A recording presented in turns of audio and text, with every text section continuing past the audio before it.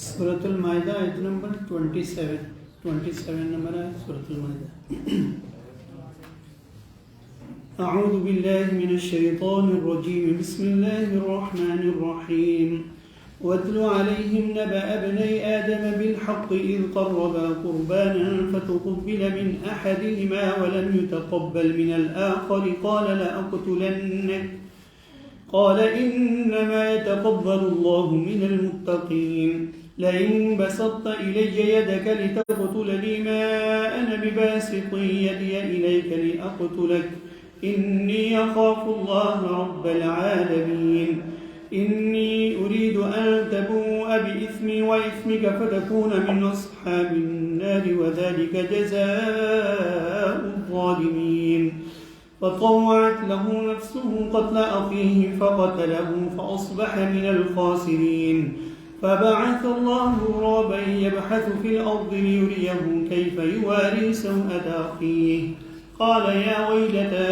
أعجزت أن أكون مثل هذا الغراب فأواري سوءة أخي فأصبح من النادمين من أجل ذلك كتبنا على بني إسرائيل أنه من قتل نفسا بغير نفس أو فساد في الأرض فكأنما قتل الناس جميعا ومن أحياها فكأنما أحيا الناس جميعا ولقد جاءتهم رسلنا بالبينات ثم إن كثيرا منهم بعد ذلك في الأرض لمسرفون إنما جزاء الذين يحاربون الله ورسوله ويسعون في الأرض فسادا أن يقتلوا أو يصلبوا أو تقطع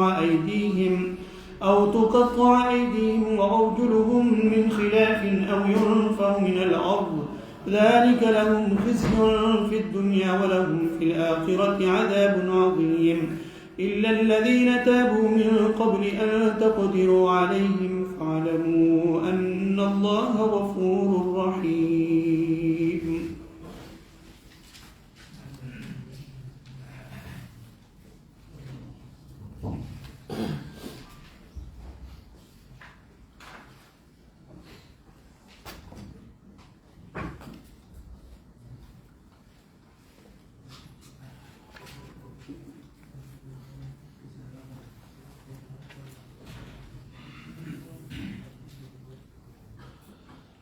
اعوذ باللہ من الشیطان الرجیم بسم اللہ الرحمن الرحیم.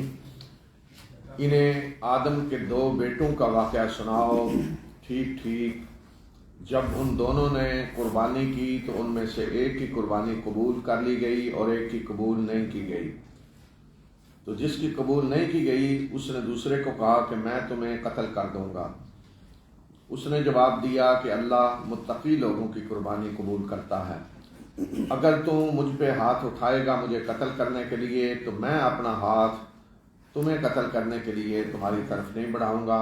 میں اللہ رب العالمین سے ڈرتا ہوں.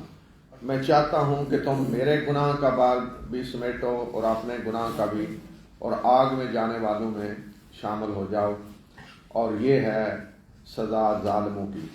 بالآخر اس کے نفس نے اس کے لیے اس کے بھائی کے قتل کو آسان بنا دیا اور اس نے اسے قتل کر دیا اور وہ خسارہ پانے والوں میں سے ہو گیا. تو اللہ نے ایک کوا بھیجا جو زمین میں کھود رہا تھا تاکہ اسے دکھائے کہ وہ اپنے بھائی کی لاش کو کیسے چھپائے. تو اس نے کہا کاش کہ میں اس کوے سے بھی زیادہ بے بس ہوں، عاجز ہوں کہ میں اس کی طرح یہ کام نہ کر سکا، یعنی اپنے بھائی کی لاش نہ چھپا سکا. اس نے کہا کہ ہائے کاش، ہائے میری بدبختی کہ کیا میں اس کوے کی طرح بھی نہ ہو سکا کہ اپنے بھائی کی لاش کو چھپاتا اور وہ نادم ہونے والوں میں سے ہو گیا. تو یہ واقعہ جو اللہ تعالیٰ نے یہاں سنایا ہے تو یہ کچھ تاریخ کے واقعے کے طور پہ نہیں سنایا. دیکھیں قرآن نہ تاریخ کی کتاب ہے نہ سائنس کی کتاب ہے. قرآن نہ سائنسی تعلیم دینے کے لیے آیا ہے اور نہ تاریخ بتانے کے لیے آیا ہے. تاریخ کا ایک طریقہ ہوتا ہے، ایک دور کی تاریخ کہیں لکھی جاتی ہے، کسی ایک قوم کی تاریخ لکھی جاتی ہے اور اس میں پھر جو کچھ ہوتا ہے اس کا احاطہ کیا جاتا ہے، تفصیل سے ساری چیزیں بتائی جاتی ہیں.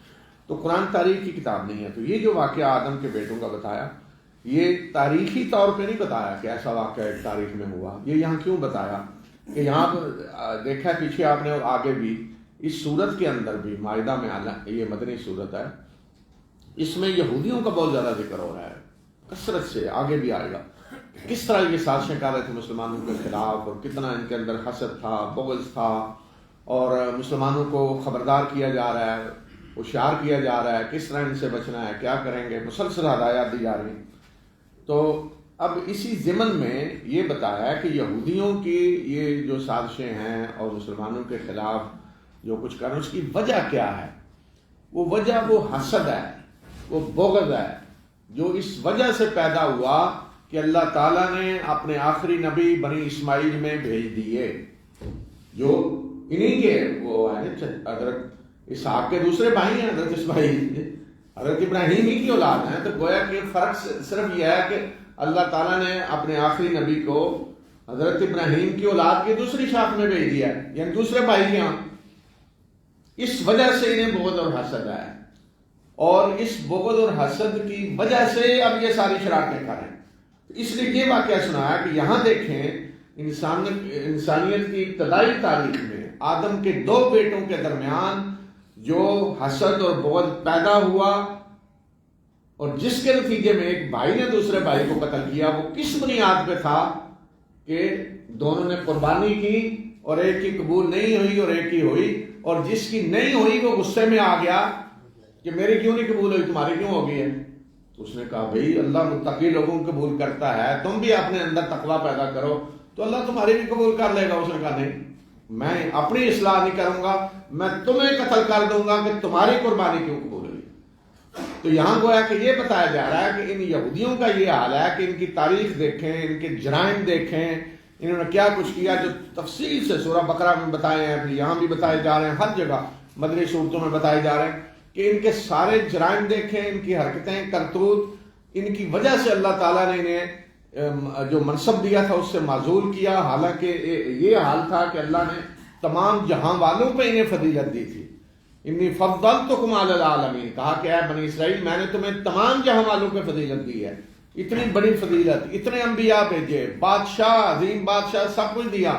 پھر جب ان کے کرتوتوں کی وجہ سے اللہ نے اس منصب سے معزول کیا تو یہ اپنی اصلاح کرنے کے لیے تیار نہیں ہوئے, اپنا جائزہ لینے کے لیے تیار نہیں ہوئے کہ ہمارے اندر خامیاں کیا ہیں, کیوں اللہ نے ہمیں یہ سزا دی یا نہیں. غصہ یہ ہے کہ اللہ نے دوسروں کو کیوں اپنے فضل سے نوازا ہے, دوسرے بھائی کی قربانی کیوں قبول ہوئی ہے. اس لیے یہاں یہ واقعہ سنایا. یہ حقیقت میں بنی اسرائیل کو سنایا جا رہا ہے, یہ واقعہ یہودیوں کو سنایا جا رہا ہے کہ آج تم وہ حرکت کر رہے ہو جو قابیل نے کی تھی, اپنے بھائی کو قتل کیا تھا اس وجہ سے کہ اس کی قربانی قبول نہیں ہوئی. یہ مقصد ہے اس واقعے کو بیان کرنے کا. تو قرآن چونکہ تاریخی کتاب نہیں, تو جو واقعات بتانے کی ضرورت بھی ہوتی ہے اس میں کسی کا نام نہیں لیا جاتا, تفصیل میں نہیں قرآن جاتا. اچھا جی فلاں واقعہ یہ ہوا, نام لوگوں کا یہ تھا, فلاں جگہ رہتے تھے, فلاں کرتے تھے, فلاں. اس لیے آپ دیکھیں کہ صحابہ کا بھی ذکر ہے, کتنے صحابہ کا, سوائے حضرت زید کے کسی صحابی کا نام نہیں آیا قرآن میں. حضرت ابو بکر کا ذکر ہے لیکن نام نہیں آیا. بڑے بڑے مشرک سارے جو رسول اللہ صلی اللہ علیہ وسلم کے دشمن تھے, کیا کیا جرائم ان کی طرف اشارہ بھی ہے. کچھ آیات مفسرین واضح طور پہ کہتے ہیں کہ فلاں ولید بن مغیرہ مراد ہے فلاں, لیکن کسی کا نام نہیں آیا سوائے ابو لہب کے. اللہ کے رسول صلی اللہ علیہ وسلم کے دشمنوں میں چچا ہے, اور صحابہ میں صرف زید بن حارثہ ہیں, اور حضرت زید کا بھی جہاں نام آیا اس کے بغیر کوئی امکان ہی نہیں تھا, نام لینا ضروری تھا, اس کے بغیر گویا کہ وہ صحیح طرح بات واضح نہ ہوتی. تو اس لیے قرآن نے یہاں بھی ذکر نہیں کیا کہ آدم کے بیٹے کون ہیں, کیا نام ہے. بہرحال مفسرین نے جو بیان کیا ہے تاریخی طور پہ کہ دو بیٹے قابیل اور حابیل, تو دونوں نے قربانی کی. تو اس سے یہ بھی پتہ چلتا ہے کہ قربانی ایک اللہ کی عبادت کے طور پہ شروع سے چلی آ رہی ہے. نماز شروع سے چلی آ رہی ہے, روزہ شروع سے چلا آ رہا ہے, قربانی, نظر, عبادتیں, یہ ساری اول روز سے حضرت آدم سے چلی آ رہی ہیں تمام امتوں کے اندر. تو قربانی اس وقت قبول ہونے کا طریقہ ہی ہوتا تھا کہ قربانی کر کے رکھ دی جاتی یا نظر نیاز رکھ دی جاتی. تو اگر وہ جل جاتی, غیبی طور پہ آگ اسے لگ جاتی, خود بخود آگ لگتی اور جل جاتی, تو اس کا مطلب قبول ہو گئی ہے, اور اگر نہیں جلتی تو اس کا مطلب قبول نہیں ہوئی. تو دونوں نے رکھی، قابیل نے بھی، حابیل کی جل گئی، گویا کہ قبول ہو گئی، قابیل کی نہیں ہوئی۔ وہ غصے ہو گیا کہ میری کیوں نہیں ہوئی، تو اس نے کہا کہ میں تمہیں قتل کر دوں گا، تمہاری قبول کیوں ہوئی ہے، میں نہیں چھوڑوں گا، تمہاری قبول کیوں ہوئی ہے؟ تو اس نے جواب میں کہا کہ اللہ متقی لوگوں کو قبول کرتا ہے، تو تم اپنا جائزہ لو۔ اور ساتھ ہی اس نے کہہ دیا کہ تم اگر مجھ پہ ہاتھ اٹھاتے ہو قتل کرنے کے لیے تو میں نہیں ہاتھ اٹھاؤں گا، میں پہل کروں کہ میں تمہیں قتل کروں، یہ نہیں ہوگا، اور میں چاہتا ہوں کہ میرا گناہ بھی تو سمیٹے، یعنی اگر تو پہل کرے اور میں جواب دوں اور اس میں اگر تو قتل ہو جائے تو پھر میرا گناہ بھی تم پر ہوگا، اس لیے کہ پہل میں نے نہیں کی۔ تو یہ مطلب نہیں کہ حابیل کھڑا تھا بس میں نہیں کچھ کروں گا اور تم مجھے قتل کر لو، اس نے کہا کہ میں پہلے ہاتھ نہیں اٹھاؤں گا، مجھے تم نے دھمکی بھی دی ہے کہ میں قتل کر دوں گا تو میں نہیں پہل کروں گا، لیکن اگر تم شروع کرتے ہو تو میں دفاع کر سکتا ہوں۔ تو اس لیے اس نے کہا میرا گناہ، میں چاہتا ہوں میرا گناہ بھی تم سمیٹو اور اپنا بھی، اور آگ میں جانے والوں میں سے بنو۔ لیکن وہ باز نہیں آیا، فطوعت لہ نفسہ، اس کا مطلب یہ ہے کہ وہ سوچتا رہا کروں نہ کروں کیا، بالآخر اس کے نفس نے اس کو تیار کر لیا۔ جیسے ہوتا ہے نا آدمی سمجھتا ہے گناہ تو ہے پتہ نہیں کیا بنے گا، پھر آہستہ آہستہ وہ شیطان نہیں کوئی نہیں، بچ جائیں گے، توبہ کر لیں گے، معافی مانگ لیں، ایک دفعہ اس سے تو جان چھوٹے نا۔ تو یہ ہوتا ہے کہ نفس اسے تیار کرتا ہے آہستہ آہستہ۔ تو اس طرح اس نے بالآخر اپنے بھائی کو قتل کر دیا اور وہ خسارہ پانے والوں میں سے ہوگا۔ تو یہ قتل کی وجہ کیا تھی؟ بغض اور حسد، کس بنیاد پہ؟ کہ اللہ نے اس کی قربانی کیوں قبول کیا اور میری کیوں نہیں کی؟ تو پھر اس کے لیے مسئلہ بنا کہ اب بھائی کی لاش کو چھپائے کہاں، تو وہ لیے پھر رہا تھا وہ چھپائے کہاں۔ تو اللہ تعالیٰ نے اس کی رہنمائی کے لیے پھر کوا بھیجا کہ جو زمین کھود رہا تھا۔ تو اس نے دیکھا کہ ہاں یہ طریقہ ہے کہ میں بھی زمین کو کھود کے بھائی کی لاش کو اس میں ڈال دوں۔ تو پھر پچھتایا وہاں کہ میں اس کوے کی طرح بھی نہیں ہو سکا، اتنا بھی نہیں، مجھے اتنی بھی نہیں سمجھ آئی جتنا یہ کوا جانتا ہے کہ میں بھائی کی لاش کو ایسے چھپاتا۔ تو اس کے بعد فرمایا کہ پھر ہم نے اسی لیے یہیں سے قانون بنا دیا کہ جس نے کسی ایک انسان کو قتل کیا اس نے پوری انسانیت کو قتل کیا، یہ ناحق قتل کیا، اور جس نے ایک انسان کی جان بچائی اس نے پوری انسانیت کی جان بچائی۔ تو یہ قوانین اللہ تعالیٰ نے اول روز سے دے دیے۔ تو گویا کہ سب سے پہلا شخص جس نے انسانی قتل کیا وہ قابیل تھا۔ تو اب قیامت تک جتنے قتل ہوں گے اس کو حصہ ملے گا اس میں سے، اس لیے کہ یہ سنت اس نے جاری کی تھی۔ ایک ہوتا ہے اچھی سنت اور ایک ہوتی ہے بری سنت۔ تو اچھی سنت جو جاری کرتے ہیں تو جو لوگ بھی اس کے بعد وہ اچھے کام کرتے ہیں اجر انہیں ملتا ہے، اور اس طرح کا برا کام جو شروع کرتے ہیں تو جو لوگ بھی اس کے بعد وہ برائیاں کرتے ہیں ان میں ان کا حصہ ہوتا ہے۔ اسی وجہ سے ہم نے بنی اسرائیل پہ یہ بات فرض کر دی کہ جس کسی نے کسی کو ناحق قتل کیا، یعنی بغیر اس کے کہ اس نے کوئی قتل کیا ہو یا زمین میں فساد پھیلایا ہو، تو گویا کہ اس نے تمام انسانوں کو قتل کر دیا۔ اور جس نے کسی ایک انسان کو زندگی بخشی، یعنی کسی کی جان بچائی، تو گویا کہ اس نے تمام انسانوں کو زندگی بخشی۔ اور ہمارے رسول ان کے پاس واضح نشانیاں لے کر آئے۔ پھر اس کے بعد یہ لوگ زمین میں زندگیاں کرنے والے بن کے پھرتے رہے۔ یہ بنی اسرائیل کے بارے میں کہا جا رہا ہے کہ واضح ہدایات انہیں نہیں، ہمارے رسول واضح نشانیاں لے کر آئے، لیکن ان ہدایات کے بعد بھی یہ زمین میں زیادتیاں کرتے رہے، فساد پھیلاتے رہے۔ تو اب اس کے بعد زمین میں فساد پھیلانے کی سزا بتائی جا رہی ہے۔ فساد پھیلانا کیا ہوتا ہے کہ کسی جگہ امن قائم ہے، ملک میں استحکام ہے، لوگوں کی جان مال عزت محفوظ ہے، تو کچھ لوگ آ کر یا تو حکومت کے خلاف بغاوت کرتے ہیں جس سے انسانی جانیں خطرے میں، امن ختم ہو جاتا ہے، لوگوں کی جان مال عزت سب خطرے میں پڑ جاتی ہیں، یا ڈاکے ڈالنے شروع کرتے ہیں۔ ایک ہے چوری اور ایک ہے ڈاکہ۔ چوری تو یہ ہے کہ چپکے سے کوئی چوری چھپ کے آتا ہے، کوئی چیز چرا کے چلا گیا۔ ڈاکہ یہ ہے کہ کوئی اسلحے کے زور پہ آ کر کسی کی کوئی چیز لیتا ہے۔ اب اس میں یا تو وہ قتل کر دیتا ہے کہ چوری ڈاکہ بھی ساتھ قتل بھی کرتا ہے، یا صرف اسلحے کے زور پہ ڈرا کر چوری کرتا ہے. تو یہ جو چیز ہے ڈاکہ، اس کو فساد فی الارض میں اللہ تعالیٰ نے شمار کی. اس میں بغاوت بھی آتی ہے، وہ بھی فساد فی الارض میں ہے، اور ڈاکہ بھی. اس کی سزا یہاں بتائی جا رہی ہے کہ بے شک وہ لوگ جو اللہ اور اس کے رسول سے جنگ کرتے ہیں اور زمین میں فساد پھیلاتے ہیں، یعنی اس کو اللہ اور اللہ کے رسول کے خلاف جنگ کرا دیا گیا ہے. ظاہر ہے جب اسلامی حکومت ہوگی تو اس میں اگر کوئی بغاوت کرے گا تو وہ تو اللہ اور اللہ کے رسول کے خلاف پھر جنگ ہے. اور اگر ویسے کوئی اور حکومت ہے تو وہاں پھر وہ فساد فی الارض ہے، یعنی امن کو ختم کیا جا رہا ہے، لوگوں کی جان مال عزت سب خطرے میں پڑ جاتی ہیں. بے شک وہ لوگ جو اللہ اور اللہ کے رسول کے خلاف جنگ کرتے ہیں اور زمین میں فساد پھیلاتے ہیں، ان کی سزا یہ ہے کہ انہیں بدترین طریقے سے قتل کیا جائے، یا انہیں سولی پہ چڑھایا جائے، یا ان کے ہاتھ اور ٹانگیں مخالف سمت سے کاٹی جائیں، یا انہیں ملک بدر کر دیا جائے. یہ ان کے لیے رسوائی ہے دنیا کی زندگی میں، اور آخرت میں ان کے لیے بہت بڑا عذاب ہے، سوائے ان کے جو توبہ کر لیں اس سے پہلے کہ تم ان پہ قابو پاؤ. جان لو کہ بے شک اللہ بخشنے والا اور مہربان ہے. تو ڈاکے کی، فساد فی الارض کی سزا عام قتل نہیں ہے، عام چوری نہیں ہے. اس میں تو ہاتھ کاٹا جائے گا، آگے آ رہا ہے وہ بھی حکم. اس میں یہ ہے کہ انہیں بدترین طریقے سے قتل کیا جائے. یقتلوا، جس طرح کہ ہے نا اسلام میں رجم کی سزا ہے، پتھر مار مار کے مارا جائے، یا وہ فائرنگ ان پہ کی جائے. اس طرح بدترین طریقے سے قتل کیا جائے، عام قتل نہیں ہے. یا سولی پہ چڑھایا جائے. سولی اس وقت یہ ہوتی تھی کہ باقاعدہ کسی کو لٹکا کر اس کو زخمی کیا جاتا اور مارا جاتا، تو وہ بھی بدترین قتل ہے.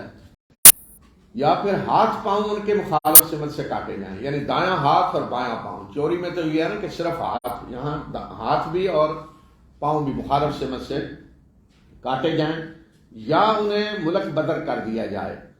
تو یہ 3 سزائیں رکھی ہیں، قتل، سولی، یہ تو ایک ہی ہو گیا، اور دوسرا یہ ہے کہ مخالف سمت سے ہاتھ پاؤں کاٹے جائیں، اور تیسرا یہ ہے کہ ملک بدر کر دیا جائے. تو یہ پھر حکمران کا فیصلہ ہے، عدالت کا فیصلہ ہے کہ وہ کیا فیصلہ ہے. اگر تو کسی نے قتل بھی کیا ہے اور ڈاکہ بھی ڈالا ہے تو پھر پہلی سزا ملے گی، بدترین طریقے سے قتل کیا جائے گا. اور اگر کسی نے قتل نہیں کیا، صرف ڈاکہ ڈالا ہے، تو پھر یہ مخالف سمت سے ہاتھ پاؤں کاٹے جائیں گے. اور اگر کسی نے ابھی ڈرایا ہی ہے، ابھی اس مرحلے پہ نہیں پہنچا کہ قتل کیا ہو یا ڈاکہ ڈالا ہو، تو پھر یہ بھی ہو سکتا ہے کہ انہیں ملک بدر کیا جائے. ملک بدر کی جگہ آج کل جیل ہے. اور یہ بھی ہو سکتا ہے کہ دونوں سزائیں اکٹھی کر دی جائیں، یعنی کسی کے ہاتھ پاؤں کاٹے جائیں اور اس کے بعد پھر انہیں قتل کیا جائے، جس طرح کہ رسول اللہ صلی اللہ علیہ وسلم نے کیا اپنے دور میں. دیکھیں رحمت للعالمین، آپ نے اپنے بڑے بڑے دشمنوں کو بھی معاف کیا، جنہوں نے آپ کے صحابہ کو شہید کیا، آپ کو اذیتیں دیں. قیدیوں کے بارے میں آپ نے کتنے سخت احکام دیے کہ بدر کے قیدی جب آئے اور مسجد میں پہلی رات ان کے ہاتھ بندھے ہوئے تھے پیچھے کہ بھاگ نہ جائیں، تو وہ کرا رہے تھے درد سے، جس میں حضرت عباس بھی قیدیوں میں تھے. تو رسول اللہ صلی اللہ علیہ وسلم بار بار اپنے گھر سے باہر تشریف لاتے، آپ کے گھر میں آواز پہنچ رہی تھی، تو صحابہ نے محسوس کیا کہ آپ کو بھی یہ ان کی آواز سن کر آپ تکلیف محسوس ہو رہی ہے. تو لوگوں نے سمجھا کہ حضرت عباس کی وجہ سے ہے، تو انہوں نے حضرت عباس کے بازو کھول دیے، تو حضرت عباس کی آواز بند ہوگی. تو رسول اللہ صلی اللہ علیہ وسلم پھر باہر تشریف لائے، تو آپ نے فرمایا کہ عباس کی آواز بند ہے، باقی تو ان کا عباس کی تو ہم نے بازو کھول دیے ہیں، آپ کے چچا ہیں تو آپ وہاں پہ سب کے کھولو، صرف میرے چچا کے کیوں کھولے ہیں بازو، سب کے کھول دیے. یعنی آپ دیکھیں کہ رسول اللہ صلی اللہ علیہ وسلم نے یہ گوارا نہیں کیا کہ قیدی ہیں جو آپ سے لڑنے آئے تھے میدان جنگ میں، مشرک، کہ ان کو تکلیف پہنچ رہی ہے کہ بازو اس طریقے سے بندھے ہوئے ہیں. لیکن جن لوگوں نے ڈاکہ ڈالا تھا مدینہ میں، ان کو سزا رسول اللہ صلی اللہ علیہ وسلم نے کیا دی. کچھ لوگ آئے رسول اللہ صلی اللہ علیہ وسلم کے پاس، بیمار تھے، تو آپ نے انہیں بھیجا جہاں صدقے کے اونٹ تھے وہاں رہیں، فضا موسم اچھا تھا، دودھ وودھ پئیں، صحت یاب ہو جائیں. تو جب وہ وہاں صحت یاب ہو گئے تو انہوں نے وہاں جو چرواہا تھا اونٹوں کا وہاں حفاظت کے لیے رکھا گیا تھا، سلاخیں گرم کر کے لوہے کی اس کی آنکھوں میں ڈالیں، اس کو اندھا کیا اور اونٹ لے کر بھاگ گئے. رسول اللہ صلی اللہ علیہ وسلم کو خبر ملی تو آپ نے ان کا پیچھا کیا، صحابہ کو بھیجا پیچھے کرنے کے لیے، پکڑے گئے. پکڑ کے لائے گئے تو آپ نے یہ سزا ان پہ نافذ کی، ہاتھ پاؤں مخالف سمت سے کاٹ دیے، کاٹ کے پھینک دیا. پانی مانگتے تھے، آپ نے پانی نہیں دیا. ہاتھ پاؤں مخالف سمت سے کٹے ہوئے ہیں اور پانی مانگ رہے ہیں، پانی دے دیں، آپ نے فرمایا کہ نہیں، آگ ہے تمہارے لیے، پانی نہیں ہے. اب دیکھیں جرم کیا ہے کہ جو چرواہا ہے اونٹوں کا، اس کی آنکھیں اندھی کی ہیں، گرم سلاخیں پھیر کے پھر اونٹ لے کے بھاگے ہیں، یعنی ڈاکہ ڈالا گیا ہے. تو رسول اللہ صلی اللہ علیہ وسلم نے ذرا برابر ان کے ساتھ کو رعایت نہیں برتی، سخت سزا جو یہاں یہی سزا دی، پانی مانگ کر نہیں دیا اور اسی طرح مر گئے. تو اس لیے کہ اگر ایسے لوگوں کے ساتھ رعایت برتی جائے، ایسے لوگوں پہ رحم آنے لگے، تو پھر انسانی جانیں، مال، عزت، ہر چیز خطرے میں پڑ جاتی ہے. آج دیکھیں کتنے کتنے گھناؤنے جرائم ہو رہے ہیں. چھوٹی چھوٹی بچیوں کے ساتھ کیا ہو رہا ہے، بچوں کے ساتھ کیا ہو رہا ہے، بچیوں کے ساتھ بدکاریاں کر کے انہیں قتل کیا جا رہا ہے، چھوٹے چھوٹے بچوں کے ساتھ. اور اس کے بعد کوئی کبھی سنا ہے کہ فلاں کو کوئی سزا ملی ہے؟ وہ پتہ نہیں کدھر جاتے ہیں کیس. عورتوں کے ساتھ کیا کیا جائے. تو یہ سزا ہے. ایسے لوگوں کو فساد کے الگ کی سزا ملے گی. یہ عام کسی عورت کے ساتھ بھی کوئی زبردستی اس طرح کرتا ہے تو یہ تو نہیں کہ زنا کی سزا اسے دے رہے ہیں. زنا کی سزا تو دونوں کو ہے نا، مرد اور دونوں کو. تو یہاں عورت کا کیا قصور ہے؟ تو ایسے شخص کو یہ تو نہیں نا کہ وہ غیر شادی شدہ ہے تو آپ 100 کوڑے ماریں گے. یہ سزا ملے گی. یہ فساد فی الارض ہے جو زبردستی یہ حرکتیں کرتے ہیں. بدترین طریقے سے قتل کیے جائیں، سولی پہ چڑھائے جائیں، یا مخالف سنت سے ہاتھ پاؤں کاٹے جائیں. یہ سزا ہوگی. اور یہ سزا آپ دیں نا، ایک ڈاکوؤں کے جتھے کو دیں، اس کے بعد دیکھیں کوئی ڈاکہ ڈالتا ہے، ذرا دیکھ لیں. کسی کی ضرورت ہے کوئی ڈاکہ ڈال کے دیکھے گا. یہ سزائیں اس لیے اللہ تعالیٰ نے رکھی ہے کہ لوگوں کی جانیں محفوظ ہوں، لوگوں کے مال محفوظ ہوں، لوگوں کی عزتیں محفوظ ہوں.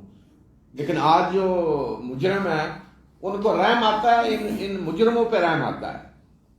یہ گھناؤنے جرائم کرتے ہیں اور اس کے بعد انہیں جب کچھ سزا ہمارے یہاں تو دی نہیں جاتی. اگر کوئی دینے کی بات بھی کرے تو دیکھیں شیاطین کس طرح وہ شور مچانا شروع کر دیتے ہیں. تو یہ تو فرمایا کہ ان کے لیے رسوائی ہے دنیا کی زندگی میں بھی اور آخرت میں بہت بڑا عذاب ہے، سوائے اس کے جو توبہ کر لیں قبل اس کے کہ تم ان پہ قابو پاؤ. یہ اس سے مطلب باغی ہیں مثلا کوئی، یا ڈاکوؤں کا کوئی گروہ ہے، کہیں جمع ہیں ڈاکے، انہوں نے ابھی نہیں کو ڈالے یا لوگوں کو قتل نہیں کیا اور حکومت کو پتہ چل گیا ہے، حکومت ان کے خلاف کارروائی کرنا چاہتی ہے، تو حکومت کی کارروائی سے پہلے وہ توبہ کر لے کہ آئندہ ہم نہیں کریں گے. تو اس حالت میں فرمایا کہ انہیں معاف کر دیا جائے. پھر یہ نہیں تم جی ڈال رہے تھے ڈاکے، تمہارا پروگرام تو تھا، تم یہ کرنے والے تھے، ہمارے رپورٹیں ملی ہیں، نہیں. پھر انہیں چھوڑ دے، معاف کر دے. اگر انہوں نے توبہ کر لی اس سے پہلے کہ تم ان پہ قابو پاؤ تو بے شک اللہ بخشنے والا مہربان. يا أيها الذين آمنوا اتقوا الله وابتغوا إليه الوسيلة وجاهدوا في سبيله لعلكم تفلحون. إن الذين كفروا لو أن لهم ما في الأرض جميعا ومثله معه ليفتدوا به من عذاب يوم القيامة ما تقبل منهم ولهم عذاب أليم. يريدون أن يخرجوا من النار وما هم بخارجين منها ولهم عذاب مقيم. والسارق والسارقة فاقطعوا أيديهما جزاء بما كسبا نكالا من الله والله عزيز حكيم. فمن تاب من بعد ظلمه وأصلح فإن الله يتوب عليه إن الله غفور رحيم. ألم تعلم أن الله له ملك السماوات والأرض يعذب من يشاء ويغفر لمن يشاء والله على كل شيء قدير.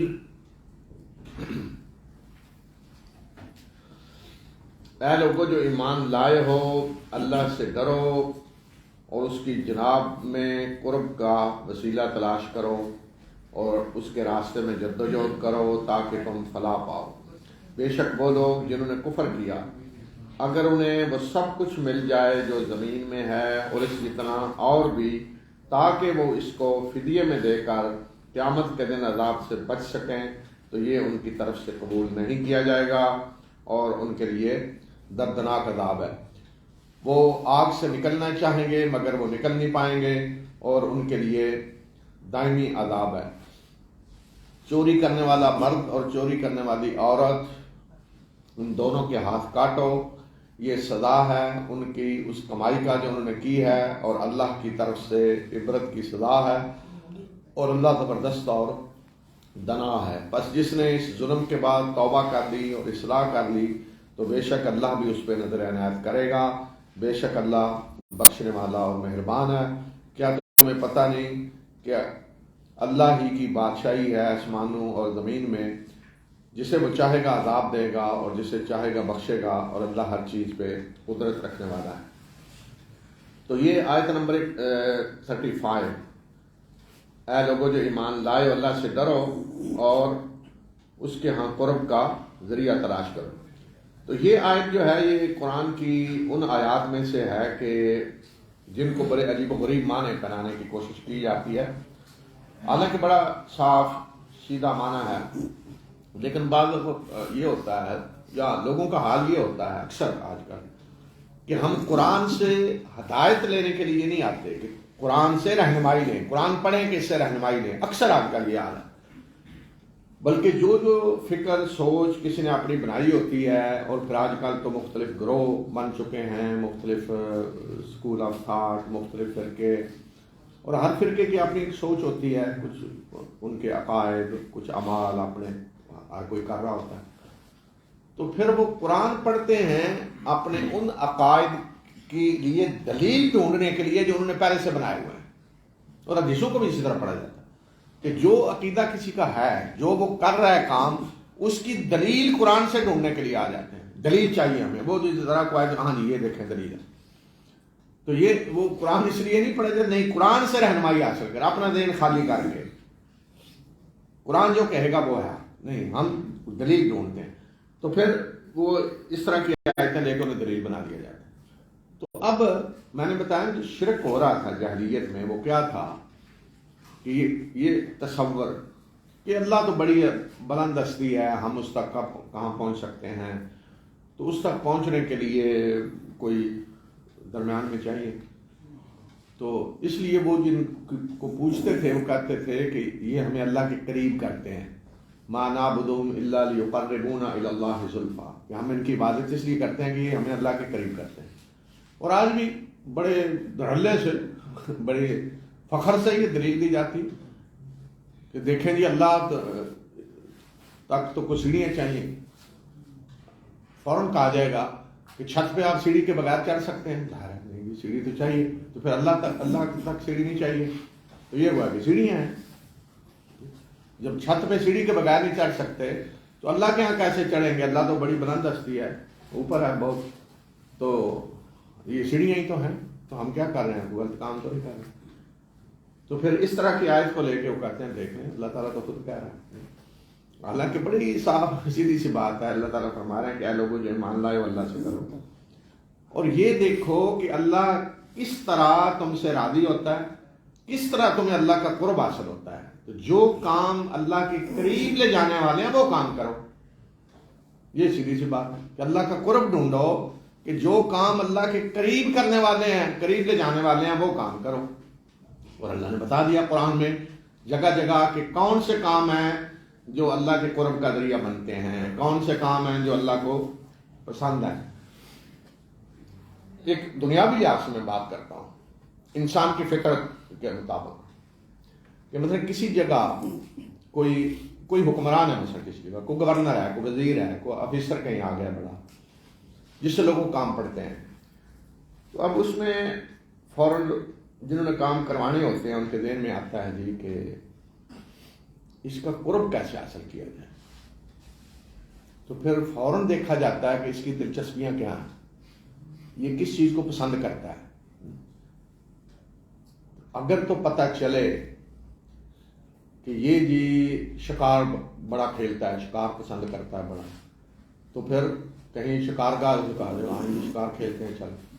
عربوں میں آپ دیکھیں نا بعض بڑے پسند ہے لوگوں کو، تو فوراً باز لا کے دے دیے جائیں گے، جی شکار کھیل رہی ہے، باز دے رہے ہیں آپ کو، تو قرب حاصل ہو گیا، تعلق اگر کسی کا پتہ چلے جی یہ تو کوئی اور دوسری دنیا کا ہے تو وہ بھی اہتمام کر لیے جاتے ہیں پھر قرب حاصل کرنا ہے جس طریقے سے بھی ہو.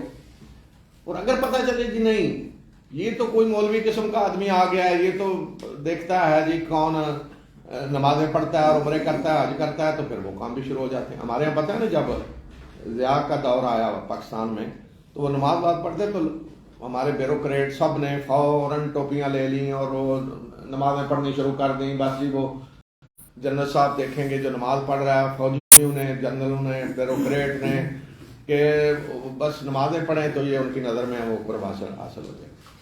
انسانی فطرت ہے، انسانوں کے ساتھ بھی یہی معاملہ ہے.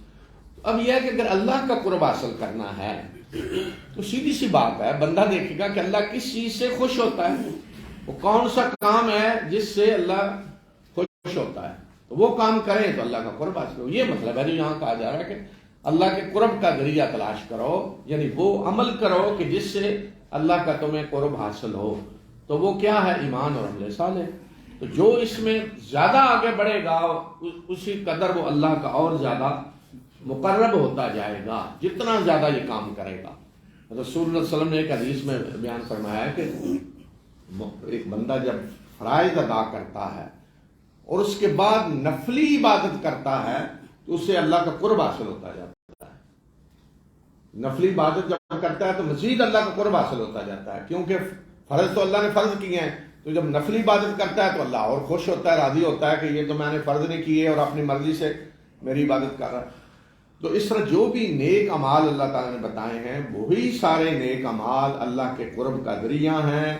اللہ کے ہاں یہی میرٹ ہے. اللہ نے یہ نہیں دیکھنا کہ تمہاری نسل کیا ہے، تم کس کے رشتہ دار ہو، قرابت دار ہو، تمہارے ماں باپ کون ہیں، تمہارا رنگ کیا ہے، نسل کیا ہے، تمہارے پاس دولت کتنی ہے. اللہ نے یہ دیکھنا ہے کہ تمہارے اعمال کیا ہیں. تو جس طرح کے اعمال ہوں گے اسی حساب سے اللہ کا قرب حاصل ہوگا. تو یہاں یہی کہا جا رہا ہے کہ اللہ کے قرب کا ذریعہ تلاش کرو اور اس کے راستے میں جدوجہد کرو تاکہ تم فلاح پاؤ. اور پھر بتا دیا کہ جو کفر کر رہے ہیں تو ان کے لیے اللہ تعالیٰ کہ ہاں اگر ساری دولت بھی انہیں مل جائے دنیا کی اس جتنی اور بھی، اور وہ چاہیں کہ وہ فدیے میں دے کے چھوٹ جائیں تو قبول نہیں کیا جائے گا. یہ مطلب نہیں کہ ہوگی دولت، وہاں تو ہوگا ہی کچھ نہیں، لیکن فرمایا اگر ہو بھی جائے تو سارا کچھ فدیے میں دے کے چھوٹنا چاہیں عذاب سے تو چھوٹ نہیں سکے گے. اس کے بعد چوری کی سزا ہے آگے کہ چوری کرنے والا مرد اور عورت ان کے ہاتھ کاٹو. یہ سزا ہے ان کی کمائی کی اور اللہ کی طرف سے عبرت ہے. چوری میں نے بتایا نا کہ کیا ہے اور ڈاکہ کیا ہے. تو چوری کی بہرحال ایک حد متعین کر دی جائے گی. ملک کا جو بھی معاشی حالت ہوتی ہے اس کے مطابق ایک لمٹ کی اتنی چوری جو ہے اس میں ہاتھ کاٹا جائے گا. اور پھر چوری وہ ہے جو محفوظ جگہ سے کوئی چوری کی جائے. اگر کسی نے اپنا کہیں سڑک پہ رکھا ہوا ہے کچھ، کسی نے اٹھا لیا یا کسی نے دھوکہ دہی کر کے کچھ مال لیا، وہ چوری میں نہیں آئے گا. کسی نے جیب کاٹی ہے کسی کی تو وہ چوری میں نہیں آئے گی، اس کی بھی سزا ہے، الگ ہوگی. چوری وہ ہے جو ایک محفوظ جگہ پہ کسی نے مال رکھا ہوا ہے اور وہاں کوئی چپکے سے جا کے تالا توڑ کر یا دیوار میں کوئی سوراخ کر کے کسی بھی طریقے سے گھس کر اندر جاتا ہے اور چوری کرتا ہے. تو یہ بھی انسانی مال کی حفاظت کے لیے اللہ تعالیٰ نے سزائیں رکھی ہیں. کہ جتنی سزائیں ہیں اسلام میں وہ انسان کی جان کی حفاظت کے لیے ہیں، اس کے مال کی حفاظت کے لیے ہیں اور اس کی عزت کی حفاظت کے لیے ہیں. اور انسان کی حفاظت میں اس کی جان کی حفاظت کے ساتھ اس کی صحت کی حفاظت بھی شامل ہے. یعنی ایک ہے کہ انسان کی جان کی حفاظت ہو، ایک ہے اس کی عقل اس کی حفاظت ہو. شراب کی جو سزا ہے وہ اس لیے رکھی گئی ہے کہ انسان کی عقل اس سے ختم ہو جاتی ہے. تو سزائیں جتنی ہیں وہ انسانی حقوق کے تحفظ کے لیے ہیں. سب سے بڑا انسانی حق کیا ہے کہ اس کی جان محفوظ ہو. پھر اس کے بعد انسان کا سب سے بڑا حق کیا ہے انسان ہونے کے لحاظ سے اس کا مال جو اس نے حلال طریقے سے کمایا وہ محفوظ ہو. پھر انسان کا حق یہ ہے کہ اس کی عزت محفوظ ہو. حتیٰ کہ دیکھیں جو قذف کی سزا ہے، ایک ہے زنا، ایک ہے قذف. قذف کی سزا کس بنیاد پہ ہے کہ کوئی کسی پہ زنا کی تہمت لگاتا ہے اور ثابت نہیں کر سکتا. तो गोया कि उसने उसकी इज्जत को दागदार करने की कोशिश की है ना, किसी पे बुहतान लगाया और साबित नहीं कर सका तो 80 कोड़े लगेंगे। ये किस बुनियाद पे है ये सजा कि इंसान की इज्जत महफूज हो। हत्ता कि हमारे यहाँ तो आजकल तो मुसलमान मुल्कों में इल्ला माशाल्लाह जो कानून है, लेकिन हमारे यहाँ आज से 1000 साल पहले 1200 साल पहले जो हमारा इस्लामी कानून उस वक़्त तदवीन हुआ, लिखा गया, तो उसमें तो इस कदर इंसान की जान की इज्जत की हिफाजत रखी गई है। मैंने जब पढ़ा तो मैं तो हैरान रह गया। मैंने कहा कि इस कदर इंसानी इज्जत कि कोई किसी को गधा कह दे ना तो इसकी भी सजा, गधा क्यों कहा किसी को, और आज आप गालियाँ देते फिर किसी को कोई पूछता भी। तो इस कदर इंसानी इज्जत जो है उसका भी इस्लाम तहफ़्फ़ुज़ करता है। तो ये सारी सजाएं इंसान की जान, माल, इज्जत की हिफाजत के लिए रखी गई। या अय्युहर रसूल ला यहज़ुनका अल्लज़ीना युसारिऊना फिल कुफ्रि मिनल्लज़ीना क़ालू आमन्ना बिअफ़वाहिहिम व लम तु'मिन क़ुलूबुहुम व मिनल्लज़ीना हादू सम्माऊना लिलकज़िबि सम्माऊना लिक़ौमिन आख़रीन लम यअतूक युहर्रिफून الكلم من بعد مواضعه يقولون إن أوتيتم هذا فخذوه وإن لم تؤتوه فاحذروا ومن يرد الله فتنته فلن تملك له من الله شيئا أولئك الذين لم يرد الله أن يطهر قلوبهم لهم في الدنيا خزي ولهم في الآخرة عذاب عظيم سماعون للكذب أكالون للسحت فإن جاءوك فاحكم بينهم أو أعرض عنهم وإن تعرض عنهم فلن يضروك شيئا وإن حكمت فاحكم بينهم بالقسط إن الله يحب المقسطين وكيف يحكمونك وعندهم التوراة فيها حكم الله ثم يتولون من بعد ذلك وما أولئك بالمؤمنين إنا أنزلنا التوراة فيها هدى ونور يحكم بها النبيون الذين أسلموا للذين هادوا والربانيون والأحبار بما استحفظوا من كتاب الله وكانوا عليه شهداء فلا تخشوا الناس واخشوني ولا تشتروا بآياتي ثمنا قليلا ومن لم يحكم بما أنزل الله فأولئك هم الكافرون وكتبنا عليهم فيها أن النفس بالنفس والعين بالعين والأنف بالأنف والأذن بالأذن والسن بالسن والجروح قصاص فمن تصدق به فهو كفارة له ومن لم يحكم بما أنزل الله فأولئك هم الظالمون وقفينا على آثارهم بعيسى ابن مريم مصدقا لما بين يديه من التوراة وآتيناه الإنجيل فيه هدى ونور ومصدقا لما بين يديه من التوراة وهدى وموعظة للمتقين وليحكم أهل الإنجيل بما أنزل الله فيه ومن لم يحكم بما أنزل الله فأولئك هم الفاسقون.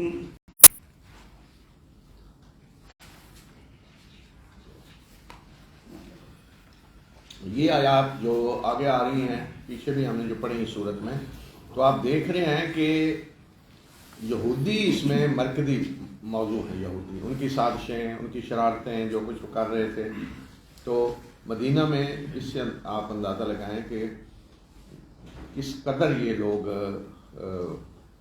फाल थे और किस कदर ये साजिशें कर रहे थे मुसलमानों के खिलाफ।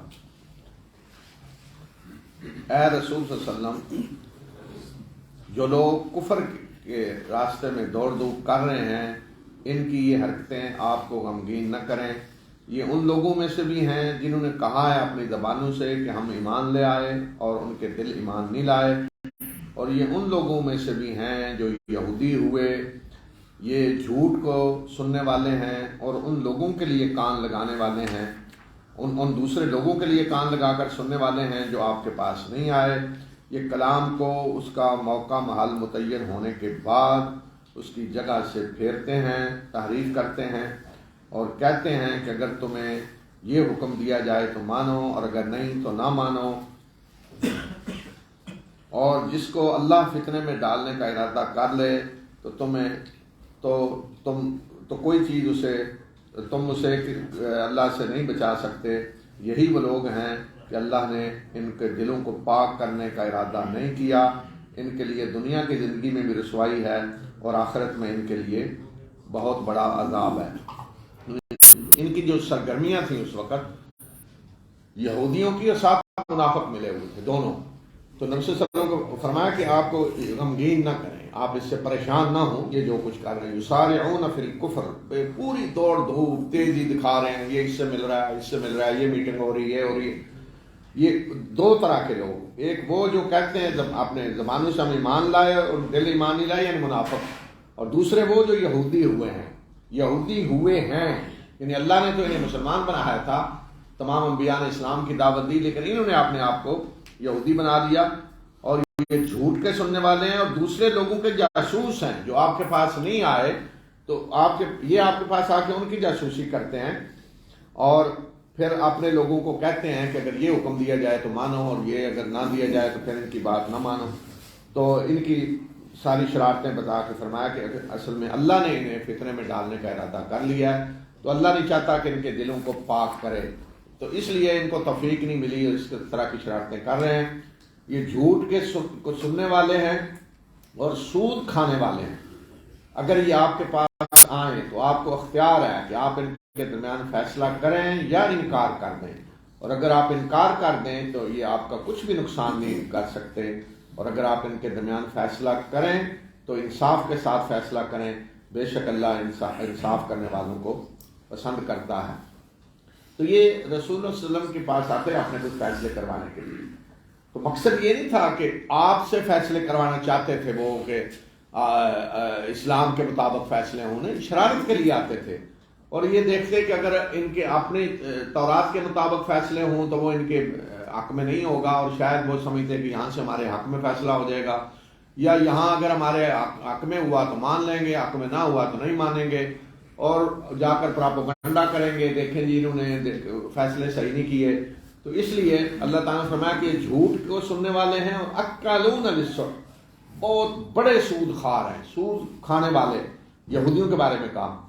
تو آپ کے پاس آئیں تو آپ کو اختیار ہے، فیصلہ کریں یا انکار کر دیں۔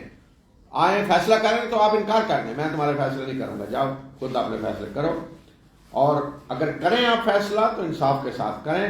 پھر فرمایا کہ یہ کیسے آپ کے پاس فیصلہ کروانے آتے ہیں، حالانکہ ان کے پاس تو تورات ہے جس میں اللہ کا حکم موجود ہے، اور پھر اس کے بعد یہ منہ پھیرتے ہیں اور یہ مومن نہیں ہے۔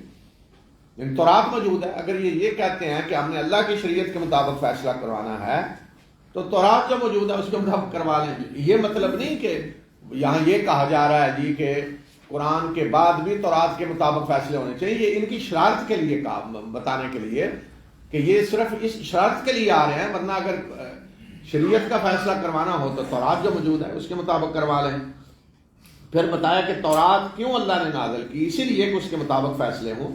بے شک ہم نے تورات نازل کی جس میں ہدایت اور نور ہے، اسی کے مطابق وہ نبی جو مسلم تھے ان لوگوں کے فیصلے کرتے رہے جو یہودی ہوئے، اور ربانی علماء اور احبار بھی اسی طرح فیصلے کرتے رہے اسی کے مطابق، اس لیے کہ انہیں اللہ کی کتاب کی حفاظت کا ذمہ دار بنایا گیا تھا اور وہ اس پہ گواہ تھے۔ تو انہیں کہا گیا کہ تم لوگوں سے نہ ڈرو، مجھ سے ڈرو اور میری آیات کے بدلے میں تھوڑی قیمت نہ لو، اور جس نے اللہ کی نازل کردہ قانون کے مطابق فیصلہ نہ کیا تو یہی لوگ کافر ہیں۔ تو یہ بتایا کہ تورات بھی اس لیے نازل ہوئی تھی اس کے مطابق فیصلے کیے جائیں، اور اللہ کے نبی اور جو علماء تھے ربانی وہ فیصلے کرتے رہے اسی تورات کے مطابق۔ تو یہاں یہ بتانے کا مقصد یہ ہے کہ اللہ کی کتابیں اس لیے نہیں آتی کہ انہیں بابرکت سمجھ کر چوم کر کہیں رکھ دیا جائے اور ختم کے طور پہ کوئی مرے تو ختم ان کے پڑھ لیے جائیں، یا کوئی تعویذ بنا کے گلے میں ڈال لیں یا کوئی گھول کے پی لیں۔ اللہ کی کتابیں اس لیے آتی ہیں کہ ان کے مطابق انسانی زندگی کے فیصلے کیے جائیں۔ تورات بھی اس لیے آئی تھی، انجیل بھی اس لیے آئی تھی، قرآن بھی اس لیے آیا۔ تو یہودیوں کا فرمایا کہ ایک دور تو وہ تھا کہ اللہ کے نبی جب حکمران تھے تو اسی تورات کے مطابق لوگوں کے فیصلے کرتے رہے، اور اسی طرح یہودی علماء جو تھے وہ بھی اسی تورات کے مطابق فیصلے کرتے رہے۔ لیکن بعد میں جب قوموں پہ زوال آتا ہے، جیسے آج ہمارے مسلمانوں کی حالت ہے، تو پھر اللہ کی کتاب کو ایک مقدس کتاب سمجھ کر، چوم کر، غلافوں کے اندر بند کر کے اونچی جگہ پہ رکھ دیا جاتا ہے، یا اسمبلی کی جب کارروائی شروع ہوتی ہے تو تلاوت کروا لی جاتی ہے، بلکہ ہر کام کے لیے تلاوت کر دیں اس کی بس، باقی اس پہ عمل نہیں کرنا، جو کچھ اس میں ہے اس کو نافذ نہیں کرنا، اس میں جو احکام ہیں ان کے مطابق فیصلے نہیں کرنے۔ یہ حال ہے آج ہمارے مسلمانوں کا بھی یہی ہے، اور یہی حال یہودیوں کا ہوا جب زوال آیا، اور پھر اسی وقت اللہ تعالیٰ نے انہیں سزائیں بھی دی تاریخ کے مختلف ادوار میں، اور ہم نے اس تورات میں ان پہ فرض کیا کہ جان کے بدلے جان، آنکھ کے بدلے آنکھ، ناک کے بدلے ناک، کان کے بدلے کان، دانت کے بدلے دانت، اور باقی زخموں کا بھی قصاص ہوگا۔ پس جس نے صدقہ کر دیا یعنی معاف کر دیا تو یہ اس کے لیے کفارہ ہے، اور جو اللہ کے نازل کردہ احکام کے مطابق فیصلہ نہ کرے تو یہی لوگ ظالم ہیں۔ تورات میں فرمایا کہ یہ قانون ہم نے دیا کہ جان کے بدلے جان، آنکھ نکالی ہے تو آنکھ نکالی جائے گی، ناک کاٹا ہے ناک کاٹا جائے گا، کسی نے کان کاٹا ہے کان کاٹا جائے گا، دانت توڑا ہے دانت توڑا جائے گا، کسی نے زخم لگایا ہے تو اسی طرح کا قصاص ہوگا، اسی طرح کا زخم ہوگا۔ مثلا کسی نے کسی کے پیٹ میں چھری ماری ہے تو پیٹ میں چھری ماری جائے گی، اور آج تو آسان ہے، بے شک اس کے پیٹ کے اندر کی کوئی چیز کاٹیں اسی طرح جس طرح اس نے کاٹی ہے، آج تو بے ہوش کر کے زخم ڈاکٹر کاٹ دے گا، اسی طرح ہاتھ کاٹا ہے ہاتھ کاٹا جائے گا، پاؤں کاٹا ہے پاؤں کاٹا جائے گا۔ ہماری شریعت میں بھی یہی قانون ہے، اس لیے کہ ایک ضابطہ ہے کہ اگر قرآن پہلے کسی شریعت کا قانون بتا رہا ہے اور اس میں کوئی تبدیلی نہیں کر رہا تو وہی اسلام کا بھی قانون ہوگا۔ تو یہ جو قرآن نے یہاں بتایا نا کہ تورات میں تھا، تو یہی آج ہمارا بھی یہی قانون ہے، جان کے بدلے جان، آنکھ کے بدلے آنکھ، اور جو جسم کا حصہ کاٹا ہے اس کے بدلے وہی کاٹا جائے گا، یا پھر دیت ہوگی، آنکھ کی دیت، اگر آنکھ کاٹی کسی نے نکالی تو یا تو آنکھ نکالی جائے گی یا اسے دیت دینی ہوگی، اس طرح ہر جسم کے حصے کی دیت ہے پوری۔ تو یہ اگر قوانین آج سارے نافذ کریں تو کسی کی ضرورت ہے کہ جرائم کرے؟ ہمارے ایک جج نے کوئی ضرورت کی، قانون ہمارے یہاں ہے آج کل یہ اس کا اسلامی سزاؤں کا، لیکن آج تک کسی کو ضرورت نہیں ہوئی۔ یہاں کسی نے ملتان یا سائی وال ایک دفعہ کسی نے کسی کے 2 بازو کاٹے تھے، یا پتہ نہیں ٹانگیں کاٹی تھی شاید دونوں، تو جج نے فیصلہ کر دیا کہ مجرم کے بارے میں کہ اس کی دونوں ٹانگیں کاٹی جائیں۔ تو وہ شور مچا پاکستان میں، یہ سارے شیاطین اس طرح وہ ان کے پٹے کھل گئے، اور استغفر اللہ، اور وہ اس کے بعد وہ معاملہ اس طرح غائب ہوا کہ پتہ ہی نہیں کہ بنا کیا اور کدھر گیا اور آگے کیس کا کیا بنا کے۔ تو حالانکہ روزانہ آپ دیکھتے ہیں کہ کسی کا بازو کاٹا جا رہا ہے، کسی کی ٹانگیں کاٹی جا رہی ہیں، کسی کی آنکھیں نکالی جا رہی ہیں، تو جو یہ جرائم کرتے ہیں ان کو کوئی پوچھنے والا نہیں، تو وہ اور زیادہ دلیر ہو جاتے ہیں، درندے بن جاتے ہیں۔ تو اصل یہ ہے انسانی حقوق جن کی حفاظت ہونی چاہیے، لیکن اس کے لیے کوئی آواز نہیں اٹھاتا۔ تو یہ فرمایا کہ جو اللہ کے نازل کردہ قانون کے مطابق فیصلے نہیں کرتے تو یہی لوگ ظالم ہیں۔ پہلے کہا کہ کافر ہیں، پھر کہا جی ظالم ہے، آگے فرمایا کہ یہ فاسق ہے۔ یعنی اللہ کے قانون کے مطابق جو فیصلہ نہیں کرتا تو ایک درجے میں تو یہ ہے کہ وہ کافر ہے، جو مانتا ہی نہیں اللہ کے قانون کو وہ تو کافر ہے، اور جو کہتا ہے ہاں جی اللہ کے قانون اچھے ہیں لیکن دیکھیں نا ہمارے آج کل حالات، پھر تو وہ کم از کم ظالم ہے اور یا فاسق ہے۔ وہ جو انکار نہیں کرتا لیکن عمل کرنے کے لیے تیار نہیں ہے تو وہ بھی جو ہے ظالم اور فاسق ہے۔ اور ان کے بعد یعنی ان نبیوں کے بعد اور ان کے نقش قدم پہ ان کے بعد ہم نے عیسیٰ ابن مریم کو بھیجا تصدیق کرنے والا بنا کر تورات کی جو اس سے پہلے موجود ہے، اور ہم نے اسے انجیل عطا کی جس میں ہدایت اور نور ہے، اور وہ تصدیق کرنے والی یعنی انجیل اس کی جو اس سے پہلے ہے تورات، اور ہدایت اور نصیحت ہے متقی لوگوں کے لیے۔ تو دیکھیں اللہ کی ہر کتاب ہدایت اور نور ہوتی ہے۔ تورات کا بھی کہا کہ اس میں ہدایت اور نور ہے، انجیل کا بھی کیا ہے کہ اس میں ہدایت اور نور ہے، اور انجیل بھی تصدیق کرنے والی بن کے آئی تورات کی، اور قرآن تصدیق کرنے والا بن کے آیا ہے تورات کی بھی اور انجیل کی بھی. تو اس لیے کہ ایک سلسلہ چلا آ رہا ہے. اللہ کا کوئی بھی رسول آ کے یہ نہیں کہتا مجھے نہیں پتا پہلے کو کون ہے، میں تو بس آیا ہوں اور میں یہ کہہ رہا ہوں، بلکہ اللہ کے رسول پورا سلسلہ تمام انبیاء سے جوڑتے ہیں کہ میری وہی دعوت ہے جو پہلے انبیاء کی ہے، وہی تعلیمات ہیں، وہی دین ہے، کوئی فرق نہیں. اسی اللہ نے بھیجا ہے جس نے نوح کو بھیجا، جس نے ابراہیم کو بھیجا، سارے نبیوں کو. تو اس طرح تمام کتابیں ایک ہی مقصد کے لیے آئی ہیں، ہدایت اور نصیحت اور نور. اور اہل انجیل کو چاہیے کہ اللہ نے جو کچھ اس میں نازل کیا ہے اس کے مطابق فیصلے کریں، اور جو اللہ کے نازل کردہ قانون کے مطابق فیصلہ نہیں کرتا تو ایسے لوگ فاسق ہیں. فاسق کہتے ہیں جو اللہ کی نافرمانی کے دائرے سے نکل جائے، یعنی اللہ کا نافرمان، اطاعت کے دائرے سے نکلنے والا، جیسے کہتے ہیں بدکار لوگ، اللہ کے نافرمان، اللہ کے قانون کو توڑنے والے. تو کم از کم یہ ہے جو لوگ اللہ کے قانون کے مطابق فیصلے نہیں کرتے وہ ظالم ہیں اور فاسق ہیں. اور جو انکار کرے کہ نہیں اللہ کا قانون تو اس دور میں چل نہیں سکتا تو وہ تو پھر پہلے درجے میں آئے گا کہ وہ کافر ہیں، انکار کریں. وأنزلنا إليك الكتاب بالحق مصدقا لما بين يديه من الكتاب ومهيمنا عليه فاحكم بينهم بما أنزل الله ولا تتبع أهواءهم عما جاءك من الحق لكل جعلنا منكم شرعة ومنهاجا ولو شاء الله لجعلكم أمة واحدة ولكن ليبلوكم فيما آتاكم فاستبقوا الخيرات إلى الله مرجعكم جميعا فينبئكم بما كنتم فيه تختلفون وأن احكم بينهم بما أنزل الله ولا تتبع أهواءهم واحذرهم أن يفتنوك عن بعض ما أنزل الله إليك فإن تولوا فاعلم أنما يريد الله أن يصيبهم ببعض ذنوبهم وإن كثيرا من الناس لفاسقون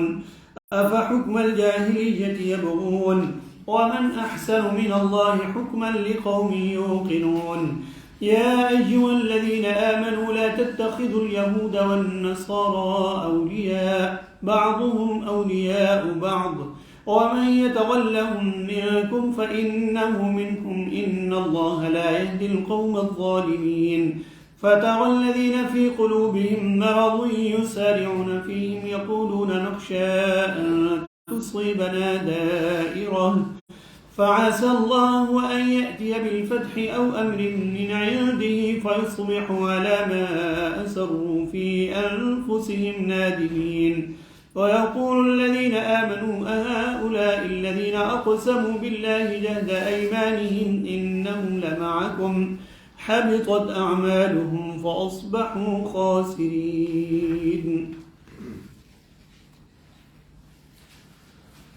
اور ہم نے آپ کی طرف یہ کتاب حق دے کر نازل کی ہے، تصدیق کرنے والی اس کی جو اس سے پہلے ہے کتابوں میں سے، اور یہ کتاب اس پہ محافظ ہے، نگہبان ہے. تو قرآن صرف تصدیق نہیں کر رہا اس کی جو کچھ پہلے ہے. آپ دیکھیں نا کہ اب یہ آئے وَكَتَبْنَا عَلَيْهِمْ فِيهَا مِنَ النَّفْسِ، یہ آپ تورات میں جا کر پڑھیں. آج میں نے اردو میں دیکھا جو عربی میں اس کا بالکل ایسے لگتا ہے کہ جیسے یہاں قرآن کی اسی آیت کا انہوں نے ترجمہ کیا ہوا ہے عربی میں، تورات میں، آج بائبل میں اسی کا ترجمہ. یہاں عربی اللہ کے نازل کردہ کلام ہے، ان کی عربی ذرا صحیح ہے کیونکہ ترجمہ ہے عربی میں. تو ہر اسی طرح اور احکام بھی جو ہیں اسی طرح ملیں گے. تو قرآن جو ہے وہ تصدیق بھی کر رہا ہے جو کچھ پہلی کتابوں میں ہے، جو جنت دوزخ کے بارے میں بتایا گیا اسی طرح فرشتوں کے بارے میں، اللہ کے انبیاء کے بارے میں، غیب کی چیزیں ساری، وہ اصطلاحیں ساری جو دین کی ہیں وہ ساری جو قرآن میں ہیں وہی پہلی کتابوں میں بھی ہیں. اور قرآن نگہبان ہے، یعنی جو کچھ پہلی کتابوں میں ہے اس کو قرآن میں محفوظ کر دیا گیا ہے.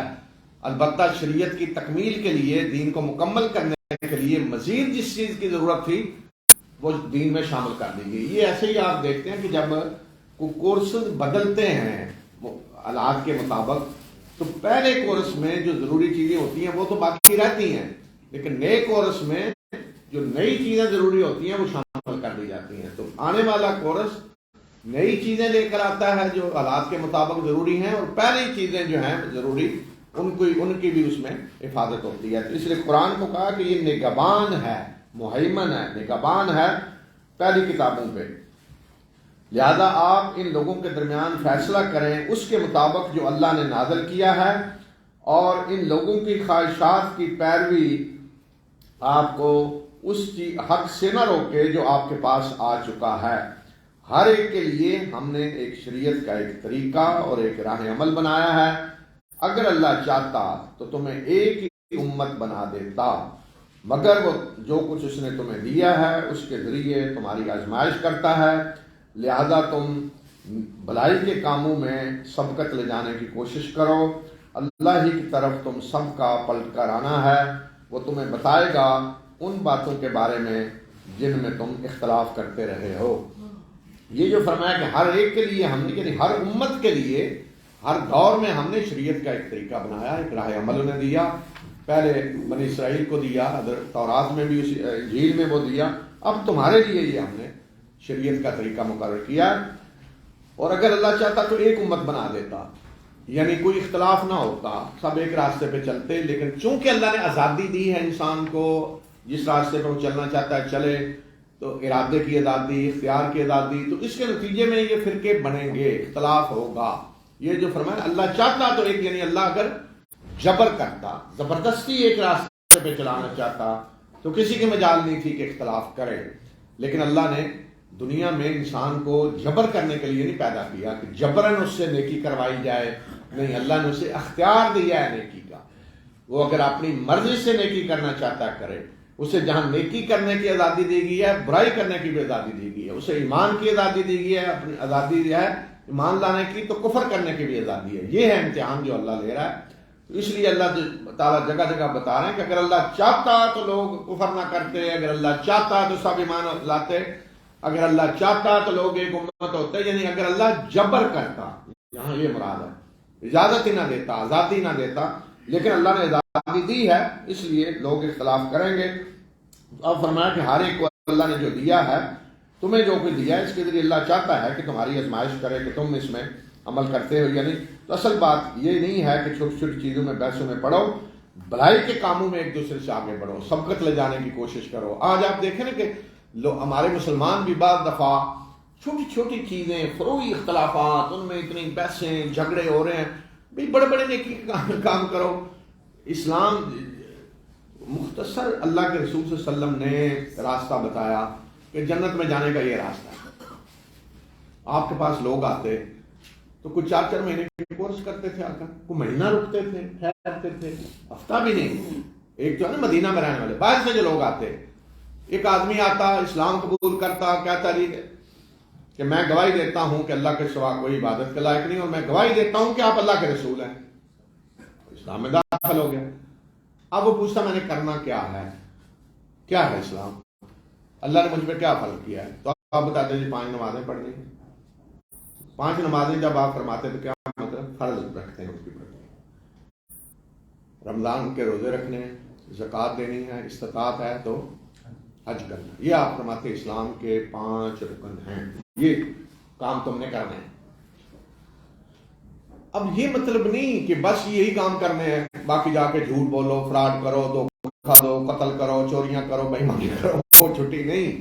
مطلب یہ کہ باقی چیزیں تو معروف ہیں، انڈرسٹوڈ ہے کہ وہ کام تو برے ہیں، ان سے تو بچنا ہے واضح طور پہ، وہ تو کوئی ایشو نہیں ہے۔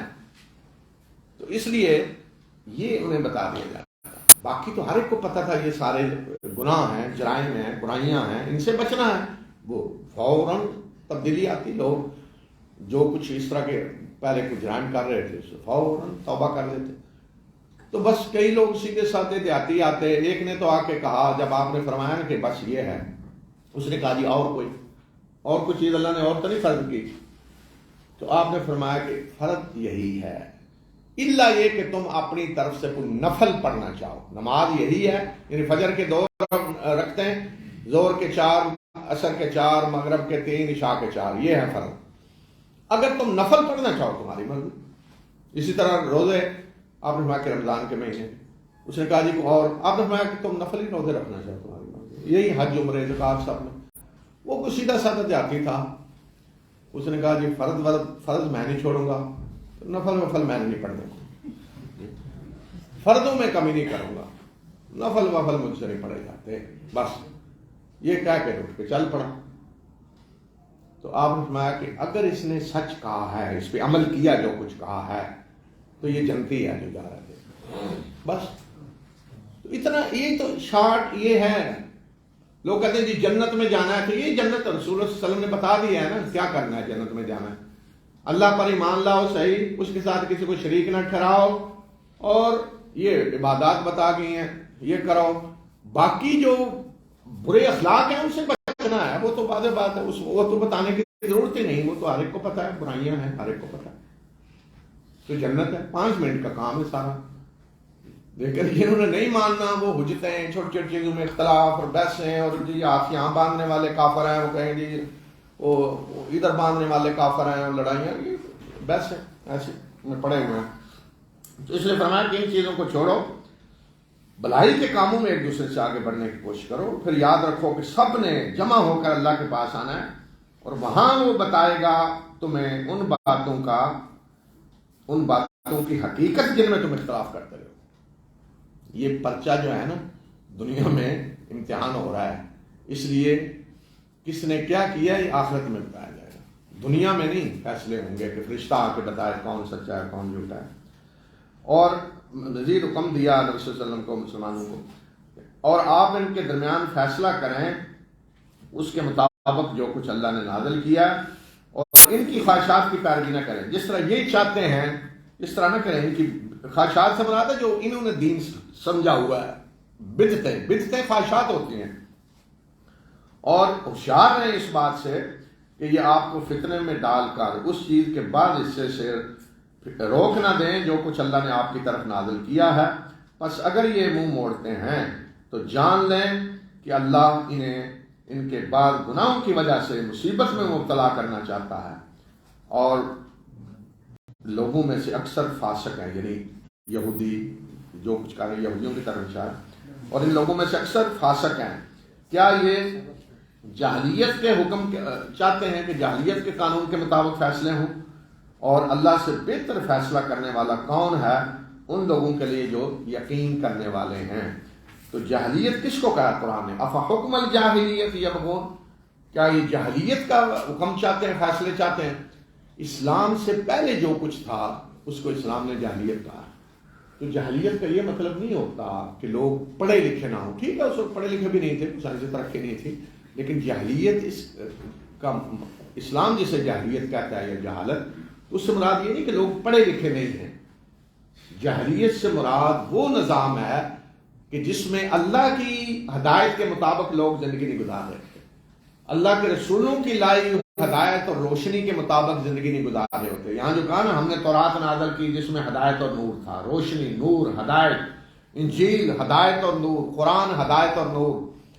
تو جس معاشرے میں جس دور میں یہ ہدایت اور نور نہیں ہوتا، اللہ کی بھیجی ہدایت کے مطابق لوگ نہیں زندگی گزار رہے ہوتے، اللہ کے رسولوں کی رہنمائی میں نہیں زندگی گزر رہی ہوتی، اس کو اسلام نے جاہلیت کہا ہے. وہ جاہلیت، وہ جاہل بے شک اونٹوں پہ سفر کر رہے ہوں یا بے شک جہازوں میں سفر کر رہے ہوں، وہ خیموں میں رہنے والے ہوں یا کوئی 100 منزلہ بلڈنگوں میں بڑے بڑے شہروں میں رہنے والے ہوں، جہالت ایک ہی جہالت ہے.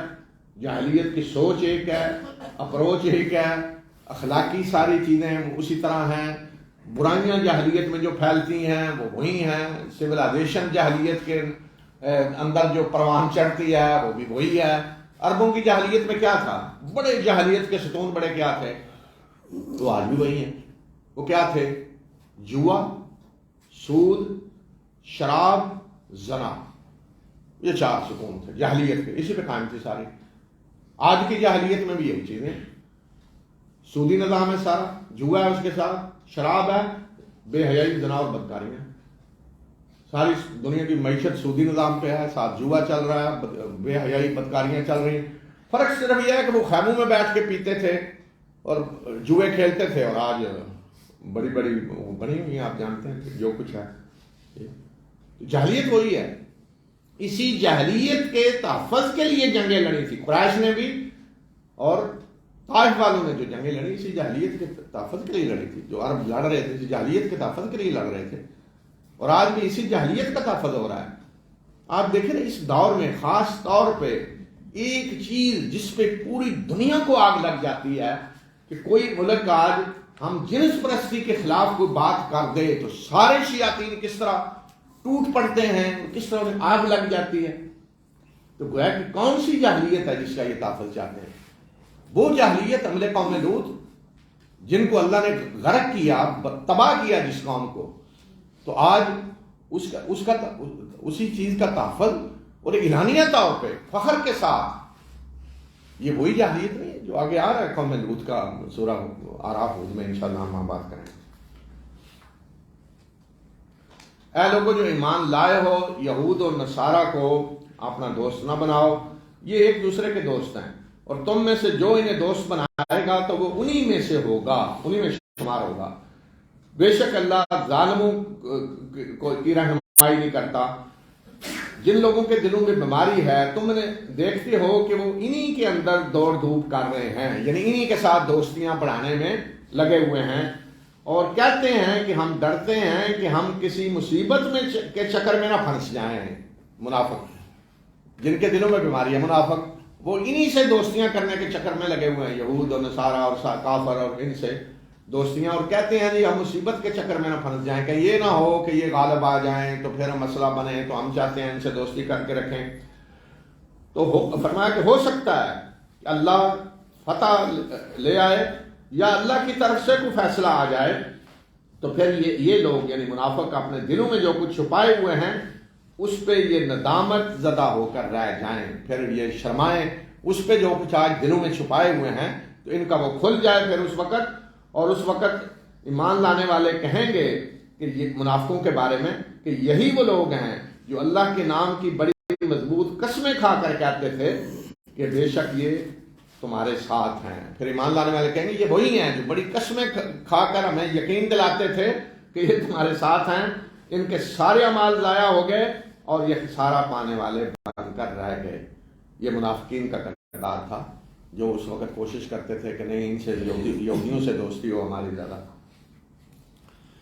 يا أيها الذين آمنوا من يرتد منكم عن دينه فسوف يأتي الله بقوم يحبهم ويحبونه أذلة على المؤمنين أعزة على الكافرين يجاهدون في سبيل الله ولا يخافون لومة لائم ذلك فضل الله يؤتيه من يشاء والله واسع عليم. إنما وليكم الله ورسوله والذين آمنوا الذين يقيمون الصلاة ويؤتون الزكاة وهم راكعون ومن يتول الله ورسوله والذين آمنوا فإن حزب الله هم الغالبون. يا أيها الذين آمنوا لا تتخذوا الذين اتخذوا دينكم هزوا ولعبا من الذين أوتوا الكتاب من قبلكم والكفار أولياء واتقوا الله إن كنتم مؤمنين. وإذا ناديتم إلى الصلاة اتخذوها هزوا ولعبا ذلك بأنهم قوم لا يعقلون. قل يا أهل الكتاب هل تنقمون منا إلا أن آمنا بالله وما أنزل إلينا وما أنزل من قبل وأن أكثركم فاسقون. قل هل أنبئكم بشر من ذلك مثوبة عند الله من لعنه الله وغضب عليه وجعل منهم القردة والخنازير وعبد الطاغوت أولئك شر مكانا وأضل عن سواء السبيل. وإذا جاءوكم قالوا آمنا وقد دخلوا بالكفر وهم قد خرجوا به والله أعلم بما كانوا يكتمون. وترى كثيرا منهم يسارعون في الإثم والعدوان وأكلهم السحت لبئس ما كانوا يعملون. لولا ينهاهم الربانيون والأحبار عن قولهم الإثم وأكلهم السحت لبئس ما كانوا يصنعون.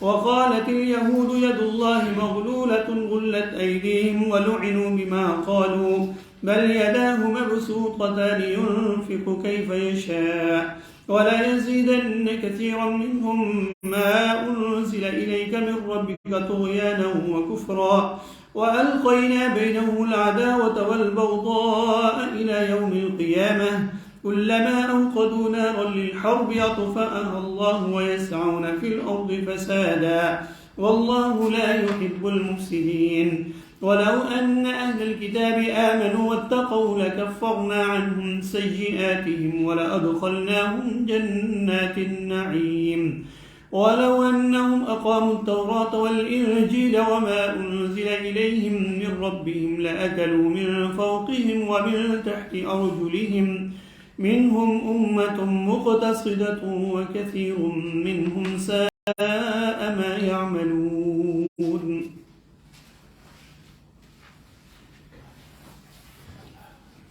اے وہ لوگوں جو ایمان لائے ہو، تم میں سے جو اپنے دین سے پھر جائے گا تو پھر جائے، اللہ کو کوئی پرواہ نہیں۔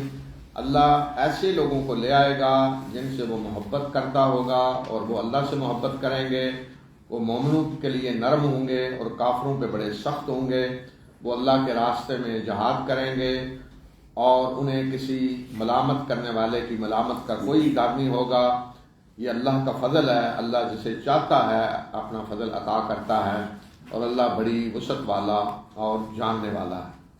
اب یہ دیکھیں کہ یہ کن کو کہا جا رہا ہے، کیا ایمان لانے والوں تم اگر، یعنی مدنی آیتیں ہیں یہ، وہ صحابہ جو 13 سال مکہ کے اندر آزمائشوں سے گزر کے آئے ہیں، مدینہ میں ساری ہجرت کر کے گھر بار چھوڑ کے جنگیں کر رہے ہیں، جہاد کر رہے ہیں اپنے مالوں سے جانوں سے، مدینہ کے اندر ساری آزمائشیں، اور پھر بھی مخاطب کر کے کہا جا رہا ہے کہ جو دین سے تم میں سے پھرے گا تو اللہ کو کوئی پرواہ نہیں ہے، کہ کوئی احسان نہ جتلائے کہ وہ اللہ کے دین کا ٹھیکیدار ہے اور اللہ کے دین کو اس نے کوئی سر پہ اٹھایا ہوا ہے۔ اللہ کو کوئی پرواہ نہیں، جو دین سے پھرتا ہے جائے جدھر جاتا جائے، تو اللہ لے آئے گا اور لوگوں کو اللہ کے دین کے لیے کی خدمت کے لیے اور لوگ آ جائیں گے، اور تاریخ گواہ ہے، دیکھ لیں کہ اللہ کے دین کے لیے کون کون اٹھیں گے۔ یہ کسی نسل کا کوئی ٹھیکہ نہیں، اسلام وہ دین نہیں ہے جو خاص کسی نسل کے ساتھ مخصوص ہے، یہ عربوں کا دین نہیں ہے۔ یہودیت جو ہے وہ تو خاص نسل بن گئی نا، بنی اسرائیل اس لیے قرآن بار بار کہہ رہا ہے نا کہ انہوں نے اپنے آپ کو یہودیت کہے صرف حضرت یعقوب کی اولاد، ایک جتھا، اور انہوں نے پھر اپنے آپ کو اللہ کے مجرم پرلے درجے کے اور اللہ کے بڑے پیارے اور چہتے اور بنے ہوئے ہیں، اور گویا کہ جی وہ سید صاحب ہیں جیسے وہ بڑے گدی نشین، اور سارے جرم کر کے سمجھتے ہیں کہ ہم انبیاء کے گدیوں پہ بیٹھے ہوئے ہیں۔ تو اسی لیے پھر اللہ نے لعنت کی اور غضب ہوا کہ دوسرے انسانوں کو سمجھتے ہیں یہ سب جہنمی ہیں، کافر ہیں، یہ تو گدھے ہیں، ہم ہیں بس انسان، اپنے نسلی تفاخر میں مبتلا۔ تو اسلام کسی نسل کا نام نہیں ہے۔ ہر وہ شخص جو اللہ اور اللہ کے رسولوں پر ایمان لاتا ہے، آخرت پر، اور اللہ ایمان لا کے نیک عمل کرتا ہے اور اپنے آپ کو اللہ کے سپرد کرتا ہے، وہ مسلمان ہے۔ دنیا کسی کونے سے تعلق رکھتا ہو، کالا ہے، گورا ہے، اور وہ اللہ کے ہاں مقرب ہے اللہ کا۔ تو اس لیے کسی نسل کے ساتھ اسلام مخصوص نہیں ہے، کوئی ٹھیکیدار نہیں ہے، نہ عرب نہ کوئی اور۔ کوئی شک نہیں کہ عربوں نے اسلام کو دنیا میں پھیلایا، جو قربانیاں دی، عرب تھے سارے نا، قریش تھے سب سے پہلے۔ حتیٰ کہ آپ دیکھیں کہ جب رسول اللہ صلی اللہ علیہ وسلم کی وفات کے بعد لوگ مرتد ہو گئے، سارے جزیرۃ العرب میں گویا کہ بغاوت پھیل گئی، صرف مدینہ، مکہ اور طائف کے لوگ اسلام پہ قائم رہے۔ تو اس میں بھی پھر دوبارہ اسلام کو غالب کرنے میں انصار نے بھی قربانیاں دی، قریش ہی تھے نا، اٹھ کے دوبارہ وہ اللہ کے دین کے لیے نکلے۔ تو کوئی شک نہیں کہ عربوں نے اللہ کے دین کو پھیلایا، غالب کیا دنیا میں، لیکن جب عرب کمزور پڑے، پیچھے ہٹے، تو دوسرے لوگ آگے، پھر وہ کمزور ہوئے تو دوسرے آگے۔ تو آج بھی کون اللہ کے دین کا لمبردار بنتا ہے، کس سے اللہ اپنے دین کا کام لیتا ہے، کوئی پتہ نہیں کون آگے آتا ہے، تو کوئی ٹھیکیدار نہیں ہے۔ تو اس لیے فرمایا کہ جو بھی، یہ قیامت تک کے لیے ہے کہ جو بھی اپنے دین سے پھرے گا تو اللہ کو کوئی پرواہ نہیں ہے، اللہ اور لوگوں کو لے آئے گا جن سے اللہ محبت کرے گا اور وہ اللہ سے محبت کریں گے۔ مومنوں کے لیے نرم ہوں گے، کافروں پہ سخت، اور انہیں کوئی پرواہ نہیں ہوگی لوگ کیا کہتے ہیں۔ سب سے بڑا وصف جو بیان کیا ہے اور صحابہ کا بھی ہے کہ ایک مسلمان کو یہ پرواہ نہیں ہونی چاہیے لوگ کیا کہیں گے۔ جب وہ اللہ اور اللہ کے رسول کی اطاعت کر رہے ہیں تو لوگ جو کہتے ہیں کہتے پھریں. آج سب سے بڑا مسئلہ کیا ہوتا ہے جی؟ اگر یہ کام کیا لوگ کیا کہیں گے, یہ لباس پہنا لوگ کیا کہیں گے, یہ ہوا تو لوگ کیا کہیں گے. فرمایا کہ انہیں کوئی پرواہ نہیں لوگوں کے ملامت کی, اور یہ اللہ کا فضل ہے, اللہ جسے چاہتا ہے نوازتا ہے, اللہ بڑی وسعت والا جاننے والا ہے. اے مسلمانوں, بے شک تمہارا سرپرست ولی رفیق اللہ اور اس کے رسول ہیں, اور وہ لوگ جو ایمان لائے, جو نماز قائم کرتے ہیں اور زکوٰۃ دیتے ہیں, اور وہ اللہ کے آگے جھکنے والے ہیں. اور جو اللہ اور اس کے رسول اور مومنوں کو دوست بنائے گا تو بے شک یہ اللہ کی جماعت ہے, اور اللہ کی جماعت غالب ہونے والی ہے. یہ اللہ کی جماعت ہے کہ اللہ اور رسول اور مومنوں کو جو دوست بناتا ہے تو اللہ کی جماعت ہی غالب ہونے والی ہے. اے لوگوں جو ایمان لائے ہو, ان لوگوں کو جنہوں نے تمہارے دین کو کھیل تماشا بنایا ہوا ہے, مذاق بنایا ہوا ہے, ان لوگوں میں سے جنہیں کتاب دی گئی اور جنہیں تم سے پہلے کتاب دی گئی, اور کافروں کو دوست نہ بناؤ, اللہ سے ڈرو اگر تم مومن ہو. یہ دیکھیں بار بار جو کہا رہا ہے یہودیوں کو, ان کو اس لیے کہ انصار کے بڑے گہرے تعلقات تھے یہودیوں سے, انفرادی اجتماعی ہر قبیلے کے, تو انہیں کس طرح تاکید نصیحت کرنی پڑ رہی ہے کہ ان کو دوست نہ بناؤ, کیوں کہ یہ تو تمہارے دین کا مذاق اڑاتے ہیں, کھیل تماشا بنایا ہوا ہے تمہارے دین کو. اور جب تم نماز کے لیے پکارتے ہو یعنی اذان دیتے ہو تو یہ اس کو بھی مذاق بنا لیتے ہیں اور کھیل تماشا سمجھ لیتے ہیں. اس کا مطلب یہ ہے کہ جب مسلمان اذان دیتے تو یہ مذاق اڑاتے تھے, یہودی دیکھتے ہیں جی کیا کہہ رہے ہیں, اور اس کو کھیل تماشا بنا لیتے ہیں. یہ اس لیے ہے, یہ حرکتیں ان کی اس لیے ہیں کہ ایسے لوگ ہیں کہ جو عقل سے کام نہیں لیتے. کہہ دیجئے کہ اے اہل کتاب, تم کیا اس وجہ سے ہم پہ غصے ہو کہ ہم ایمان لائے ہیں اللہ پہ اور اس پہ جو ہماری طرف نازل کیا گیا اور اس پہ جو اس سے پہلے نازل کیا گیا, اور تم میں سے اکثر فاسق ہیں. یعنی ہمارے ساتھ دشمنی کی وجہ صرف یہی ہے نا کہ ہم اللہ پر ایمان لائے ہیں اور جو ہماری طرف نازل کیا گیا اور جو پہلے نازل کیا گیا. ہم تو تمہارے نبیوں کو مانتے ہیں, تمہاری کتابوں کو مانتے ہیں, تم ہمارے نبی کو نہیں مان رہے, تو غصے تو ہمیں ہونا چاہیے تم پہ, لیکن غصہ تو تمہارا ہے ہمارے اوپر. تو اس لیے فرمایا کہ ان کو کہو کہ کیا غصے کی وجہ یہ ہے. تو اصل بات فرمایا کہ یہ ہے کہ من اکثرکم فاسقون, کہ تمہاری ان کو کہو کہ تمہاری اکثریت فاسق ہیں, بدکردار ہے. انہیں کہہ دیجئے کہ کیا میں تمہیں بتاؤں کہ اللہ کے ہاں سب سے زیادہ برے لوگ کون ہیں عمل کے لحاظ سے, بدلے کے لحاظ سے, کہ جس پہ اللہ نے لعنت کی اور جس پہ اللہ کا غضب ہوا, اور جن میں سے اللہ نے بندر اور خنزیر بنائے اور جنہوں نے طاغوت کی بندگی کی, یہ لوگ بدترین لوگ ہیں اور یہ سب سے زیادہ سیدھے راستے سے بھٹکے ہوئے ہیں. یہودی, میں تمہیں بتاؤں کہ سب سے زیادہ بدتر کون ہے اللہ کے ہاں, جن پہ اللہ کی لعنت ہے, اللہ کا غضب, اللہ نے ان میں سے بندر اور خنزیر بنائے اور انہوں نے طاغوت کی بندگی کی پوری تاریخ کا, اور آج بھی یہی ہے طاغوت کی بندگی کرنے والے. تو اب اس وقت جو کردار تھا ان کا, فرمایا کہ یہ جب آپ کے پاس آتے ہیں تو کہتے ہیں کہ ہم بھی ایمان لائے, حالانکہ یہ کفر کے ساتھ ہی آئے تھے اور کفر لیے نکل گئے. اللہ جانتا ہے جو کچھ یہ چھپاتے ہیں. کہتے ہیں ہم ایمان لائے, لیکن فرمایا کہ جس طرح داخل ہوئے نا کفر لے کر, اس طرح کفر لے کے نکل گئے. کوئی عزتی برابر کوئی فرق نہیں ان پہ پڑا. کفر کے ساتھ آئے, ایمان لانے کا اعلان کر کے کفر کے ساتھ نکل گئے. اور ان کے علماء اور احبار انہیں گناہ کی باتیں کرنے اور سود کھانے سے کیوں نہیں روکتے؟ انتہائی برے کام ہیں جو یہ کرتے ہیں. ان کے علماء بھی اور یہ بھی کہ علماء کیوں نہیں انہیں روکتے برے کاموں سے اور سود کھانے سے. اور یہودی کہتے ہیں کہ اللہ کے ہاتھ بندھے ہوئے ہیں, ان کے ہاتھ باندھے گئے, اور جو کچھ انہوں نے کہا ہے اس وجہ سے ان پہ لعنت کر دی گئی, بلکہ اللہ کے ہاتھ تو کھلے ہیں, وہ جیسے چاہتا ہے خرچ کرتا ہے. تو اصل بات یہ ہے کہ جو کچھ آپ کی طرف, آپ کے رب کی طرف سے نازل کیا گیا ہے, اس نے ان کی سرکشی اور کفر میں اضافہ کر دیا. یعنی رسول اللہ صلی اللہ علیہ وسلم کو فرمایا کہ آپ کی طرف جو نازل کیا گیا اس کی وجہ سے بغض اور حسد میں ان کے کفر اور سرکشی میں اضافہ ہو گیا ہے. تو اس لیے آپ اس طرح کی باتیں یہ کر رہے ہیں. تو یہ بات جو یہ کہتے تھے کہ اللہ کے ہاتھ بندھے ہوئے ہیں, تو جب اللہ تعالیٰ رسول اللہ صلی اللہ علیہ وسلم فرماتے کہ اللہ کے راستے میں خرچ کرو, تو یہ فرماتے جی اللہ نے اب خرچ کرنا چھوڑ دیا ہے, تو اب یہ مسلمانوں کو کہہ رہے ہیں کہ تم خرچ کرو. تو اس طرح کا مذاق اڑاتے. فرمایا کہ اللہ کے ہاتھ کھلے ہیں, جیسے چاہتا ہے خرچ کرتا ہے. تو اب سزا کے طور پر فرمایا کہ ہم نے ان کے درمیان قیامت تک کے لیے دشمنی اور بغض ڈال دیا ہے. جب کبھی بھی یہ جنگ کی آگ بھڑکاتے ہیں تو اللہ اسے بجھا دیتا ہے, اور یہ زمین میں فساد پھیلانے کی تگ و دو کرتے ہیں، اللہ فساد پھیلانے والوں کو پسند نہیں کرتا. یہ یہودیوں کے بارے میں اس وقت بھی یہی کردار تھا کہ جنگوں کی آگ بھڑکانا.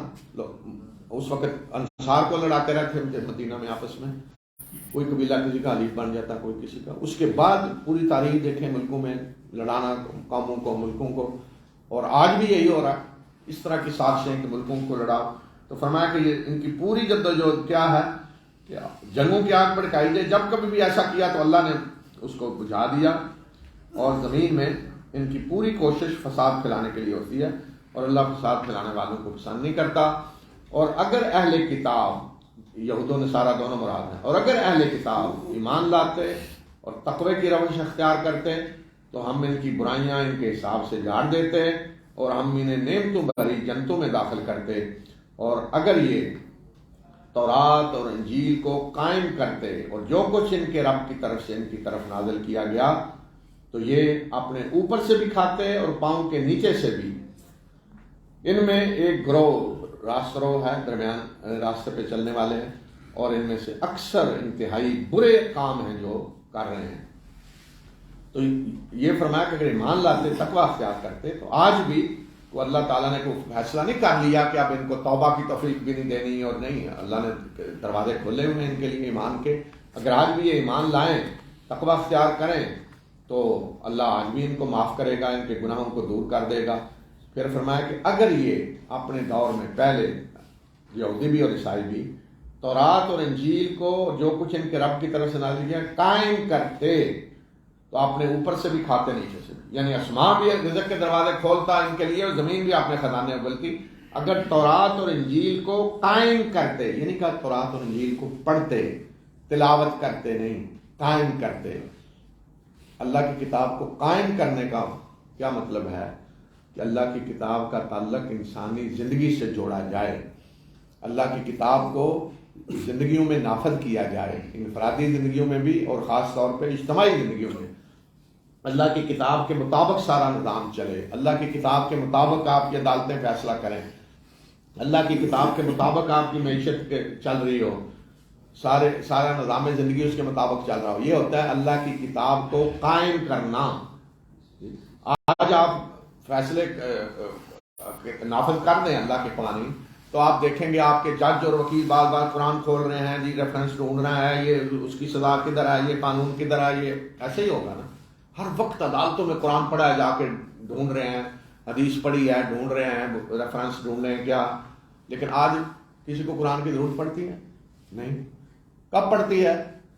جب کوئی مر جاتا ہے، بٹھا کے بلا کے، اگر کوئی اللہ رحم کرے، مطلب جس طرح کا ماحول ہوتا ہے، اگر کوئی جنرل صاحب ہیں ان کے کوئی فوت ہوا ہے تو وہ اسی طرح فوج کے بڑے بڑے آ کے پارا دیں گے، بیٹھ کے پڑھیں. اگر کوئی جج ہیں تو وہ بیوروکریٹ ہیں تو وہ عام لوگ ہیں تو اس دن بیٹھ کے وہ پارا دیں گے، پڑھ لیں. یا پھر وہ جمعراتیں ہیں ان میں ختم ہوتا ہے 40ویں پہ وہ پڑھ لیں. یا زیادہ سے زیادہ یہ ہے کہ صبح اٹھ کے کوئی تھوڑا سا پڑھ لیے بغیر سوچے سمجھے پڑھ لیے، اس لیے نہیں کہ اس سے ہدایت حاصل کرنی ہے، اس کو مطابق قانون عمل کرنا ہے. کوئی مطلب جس طرح کی کوئی سوسائٹی میں ہے اسی کے مطابق وہ تھوڑا بہت وہ کر لیتے ہیں. وہ بھی جو پڑھتے ہیں وہ برکت کے لیے، اس لیے نہیں کہ اس کے مطابق زندگی گزارنی ہے، اس سے ہم نے وہ قانون رہنمائی حاصل کرنی ہے، برکت کے لیے. گھر نیا لیا ہے چلو قرآن ختم کروانے برکت کے لیے، یہ نہیں کہ اس گھر میں قرآن کے مطابق زندگی گزارنی ہے. نہیں، بھی ساری زندگی آگے جو ہے اس گھر میں قرآن کے مطابق گزاریں، خود بخود برکت آ جائے گی. لیکن اس کے شروع میں بلائیں جی وہ تھوڑا قرآن پڑھ لیں، یا کوئی وہ گھر میں جن میں آ گئے ہیں بلائیں کسی کو، مولوی صاحب کو بلا کے قرآن پڑھ لیں. تو یہ اللہ کی کتاب سے جب تعلق ہو تو پھر اللہ کی کتاب کو قائم نہیں کیا جاتا، پھر زندگی سے نکال دیا جاتا ہے اللہ کی کتاب کو. یہ فرمایا کہ اگر یہ اللہ کی کتاب تورات اور انجیل کو قائم کرتے تو اپنے اوپر سے بھی نیچے سے کھاتے. اس طرح زمین خزانے کھولتی، اس طرح ترقی ہوتی کہ اوپر سے بھی کھاتے اور نیچے سے بھی. لیکن فرمایا کہ انتہائی برے اعمال ہیں جو یہ کر رہے ہیں. يا أيها الرسول بلغ ما أنزل إليك من ربك وإن لم تفعل فما بلغت رسالته والله يعصمك من الناس إن الله لا يهدي القوم الكافرين. قل يا أهل الكتاب لستم على شيء حتى تقيموا التوراة والإنجيل وما أنزل إليكم من ربكم ولا يزيدن كثيرا منهم ما أنزل إليك من ربك طغيانا وكفرا فلا تأس على القوم الكافرين إن الذين آمنوا والذين هادوا والصابئون والنصارى من آمن بالله واليوم الآخر وعمل صالحا فلا خوف عليهم ولا هم يحزنون لقد أخذنا ميثاق بني إسرائيل وأرسلنا إليهم رسلا كلما جاءهم رسول بما لا تهوى أنفسهم فريقا كذبوا وفريقا يقتلون وحسبوا أن لا تكون فتنة فعموا وصموا ثم تاب الله عليهم ثم عموا وصموا كثير منهم والله بصير بما يعملون لقد كفر الذين قالوا إن الله هو المسيح ابن مريم وقال المسيح يا بني إسرائيل اعبدوا الله ربي وربكم إنه من يشرك بالله فقد حرم الله عليه الجنة ومأواه النار وما للظالمين من أنصار لقد كفر الذين قالوا إن الله ثالث ثلاثة وما من إله إلا إله واحد وإن لم ينتهوا عما يقولون ليمسن الذين كفروا منهم عذاب أليم أفلا يتوبون إلى الله ويستغفرونه والله غفور رحيم ما المسيح ابن مريم إلا رسول قد خلت من قبله الرسل وأمه صديقة كانا يأكلان الطعام انظر كيف نبين لهم الآيات ثم انظر أنى يؤفكون قل أتعبدون من دون الله ما لا يملك لكم ضرا ولا نفعا والله هو السميع العليم. اے رسول صلی اللہ علیہ وسلم، جو کچھ آپ کی طرف نازل کیا گیا ہے اس کو، جو کچھ آپ کی طرف، آپ کے رب کی طرف سے نازل کیا گیا ہے اس کو پہنچا دیں، اور اگر آپ نے یہ کام نہ کیا تو پھر آپ نے رسالت کا حق ادا نہیں کیا، یعنی اللہ کا پیغام نہیں پہنچایا، اور اللہ آپ کو لوگوں سے بچائے گا، بے شک اللہ کافر لوگوں کی رہنمائی نہیں کرتا۔ تو رسول اللہ علیہ وسلم کو حکم دیا کہ جو کچھ آپ اللہ کی طرف سے نازل کیا گیا وہ اس لیے آپ کے پہنچا دیں۔ تو اگر آپ نے کوئی چیز نہ پہنچائی تو اس کا مطلب ہے کہ رسالت کا حق ادا نہیں کیا۔ باقی یہ کہ لوگوں سے ڈرنے کی ضرورت نہیں، واللہ یعصمک من الناس، کوئی پرواہ نہ کریں، اللہ لوگوں سے بچائے گا۔ تو اس لیے جو لوگ آج یہ سمجھتے ہیں کہ رسول اللہ صلی اللہ علیہ وسلم نے کوئی چیز چھپا لی ہے، نہیں پہنچائی لوگوں سے ڈر کے، تو پھر دیکھیں کہ وہ رسول اللہ صلی اللہ علیہ وسلم کے بارے میں یعنی کس طرح کی بات ہے کہ گویا کہ وہ یہ کہہ رہے ہیں کہ رسول نعوذ باللہ رسول اللہ صلی اللہ علیہ وسلم نے رسالت کا حق ادا نہیں کیا۔ اگر آپ نے کوئی چیز نہیں پہنچائی امت تک تو اللہ تعالیٰ یہی فرما رہا ہے نا کہ پھر وَإِن لَّمْ تَفْعَلُوا فَمَا بَلَّغْتَ رِسَالَتَهُ، پھر تو آپ نے پیغام پہنچایا نہیں جو اللہ کی طرف سے آیا۔ تو اللہ کے رسول صلی اللہ علیہ وسلم نے کوئی چیز چھپائی نہیں ہے، جو کچھ اللہ نے نازل کیا آپ نے پہنچا دیا امت تک، کوئی ذرہ برابر چیز اس میں ایسی نہیں۔ بعض لوگ نے اس سے غلط نتیجہ نکالنے کی کوشش کی کہ ایک فرقہ کہتا ہے جی گویا کہ حضرت علی کی خلافت کا آپ کو کہا جا رہا ہے کہ آپ پہنچائیں، اور آپ ڈر رہے تھے نہیں جی پتہ نہیں لوگ کیا کہیں گے، تو پھر آپ نے وہ نہیں بتایا۔ اس قسم کی اس سے وہ گمراہیاں نکالنے کی کوشش کرتے ہیں۔ اور کچھ اور لوگ جو ہیں وہ یہ کہتے ہیں کہ کچھ چیزیں یہ رسول اللہ صلی اللہ علیہ وسلم نے نہیں بتائیں، وہ سینہ بسینہ چلی آ رہی ہیں، اس قسم کی کرتے ہیں چیزیں۔ تو واضح طور پہ اللہ تعالیٰ نے کہہ دیا، اور اللہ کے رسول اس لیے آتے ہیں کہ جو پیغام ہے وہ پہنچائیں، انہیں کوئی پرواہ نہیں ہوتی کہ لوگ کیا کہیں گے۔ اس لیے فرمایا کہ اے رسول صلی اللہ علیہ وسلم، جو کچھ آپ کے رب کی طرف سے نازل کیا گیا وہ پہنچائیں لوگوں تک، اور اگر آپ نہیں یہ کام کریں گے تو گویا کہ آپ نے اللہ کا پیغام نہیں پہنچایا۔ پھر اہل کتاب کو مخاطب کیا کہ کہہ دیجئے کہ اے اہل کتاب، تم کسی اصل پہ نہیں ہو جب تک تم تورات اور انجیل کو قائم نہیں کرتے، اور اس کو جو تمہاری طرف تمہارے رب کی طرف سے نازل کیا گیا ہے۔ اور پھر مسلمانوں کو کہا کہ جو کچھ تمہاری طرف تمہارے رب کی طرف سے نازل کیا گیا ہے تو ان میں سے اکثریت کی سرکشی اور کفر میں اس سے اضافہ ہو گیا ہے، تو ایسے کافر لوگوں پہ افسوس کرنے کی ضرورت نہیں ہے۔ بے شک وہ لوگ جو ایمان لائے اور جو یہودی ہوئے اور صابی اور نصارہ، تو جو بھی اللہ اور یوم آخرت پر ایمان لایا اس نے نیک عمل کیے تو ایسے لوگوں کو کوئی خوف نہیں ہوگا اور نہ وہ غمگین ہوں گے۔ یہ بھی قرآن میں پہلے بھی آیت گزری ہے پھر کہ اصل بات یہ نہیں کہ کسی نے کس فرقے میں نام لکھوایا ہوا ہے، اصل یہ ہے کہ کون صحیح ایمان لایا ہے اللہ پہ، اللہ کے رسولوں پہ، آخرت پہ، اللہ کی کتابوں پہ، تو وہ جنت میں جائے گا، اور جو صحیح ایمان نہیں لایا وہ کسی بھی فرقے میں اپنے آپ کو شامل کر دے تو فرقے کا رنگ چڑھانے سے یا فرقے کی مور لگنے سے نہیں وہ جنت میں جائے گا، اصل ایمان اور عمل صالح۔ ہم نے بنی اسرائیل سے پختہ عہد لیا اور ان میں بہت سارے رسول بھیجے، تو جب کبھی ان کے پاس کوئی رسول وہ کچھ ہدایات لے کر آیا جو ان کی خواہشات نفس کے خلاف تھیں تو ایک گروہ کو انہوں نے جھٹلایا اور ایک گروہ کو یہ قتل کرتے رہے، اور انہوں نے سمجھا کہ کوئی فتنہ نہیں ہوگا، پھر یہ اندھے اور بہرے بن گئے، پھر اللہ نے ان پہ نظر عنایت کی، پھر یہ اندھے اور بہرے، پھر ان میں سے اکثر اندھے اور بہرے بن گئے، اور جو کچھ یہ کرتے ہیں اللہ اسے دیکھ رہا ہے۔ یعنی ان کی تاریخ میں انہوں نے یہ حرکتیں کی، پھر اللہ نے موقع دیا، معافی دی، پھر دوبارہ موقع دیا، لیکن یہ پھر اندھے اور بہرے ہی بنتے رہے، اور پھر آخر اللہ تعالیٰ نے فیصلہ کر دیا کہ اب انہیں ہمیشہ کے لیے دفار دیا اللہ تعالیٰ نے۔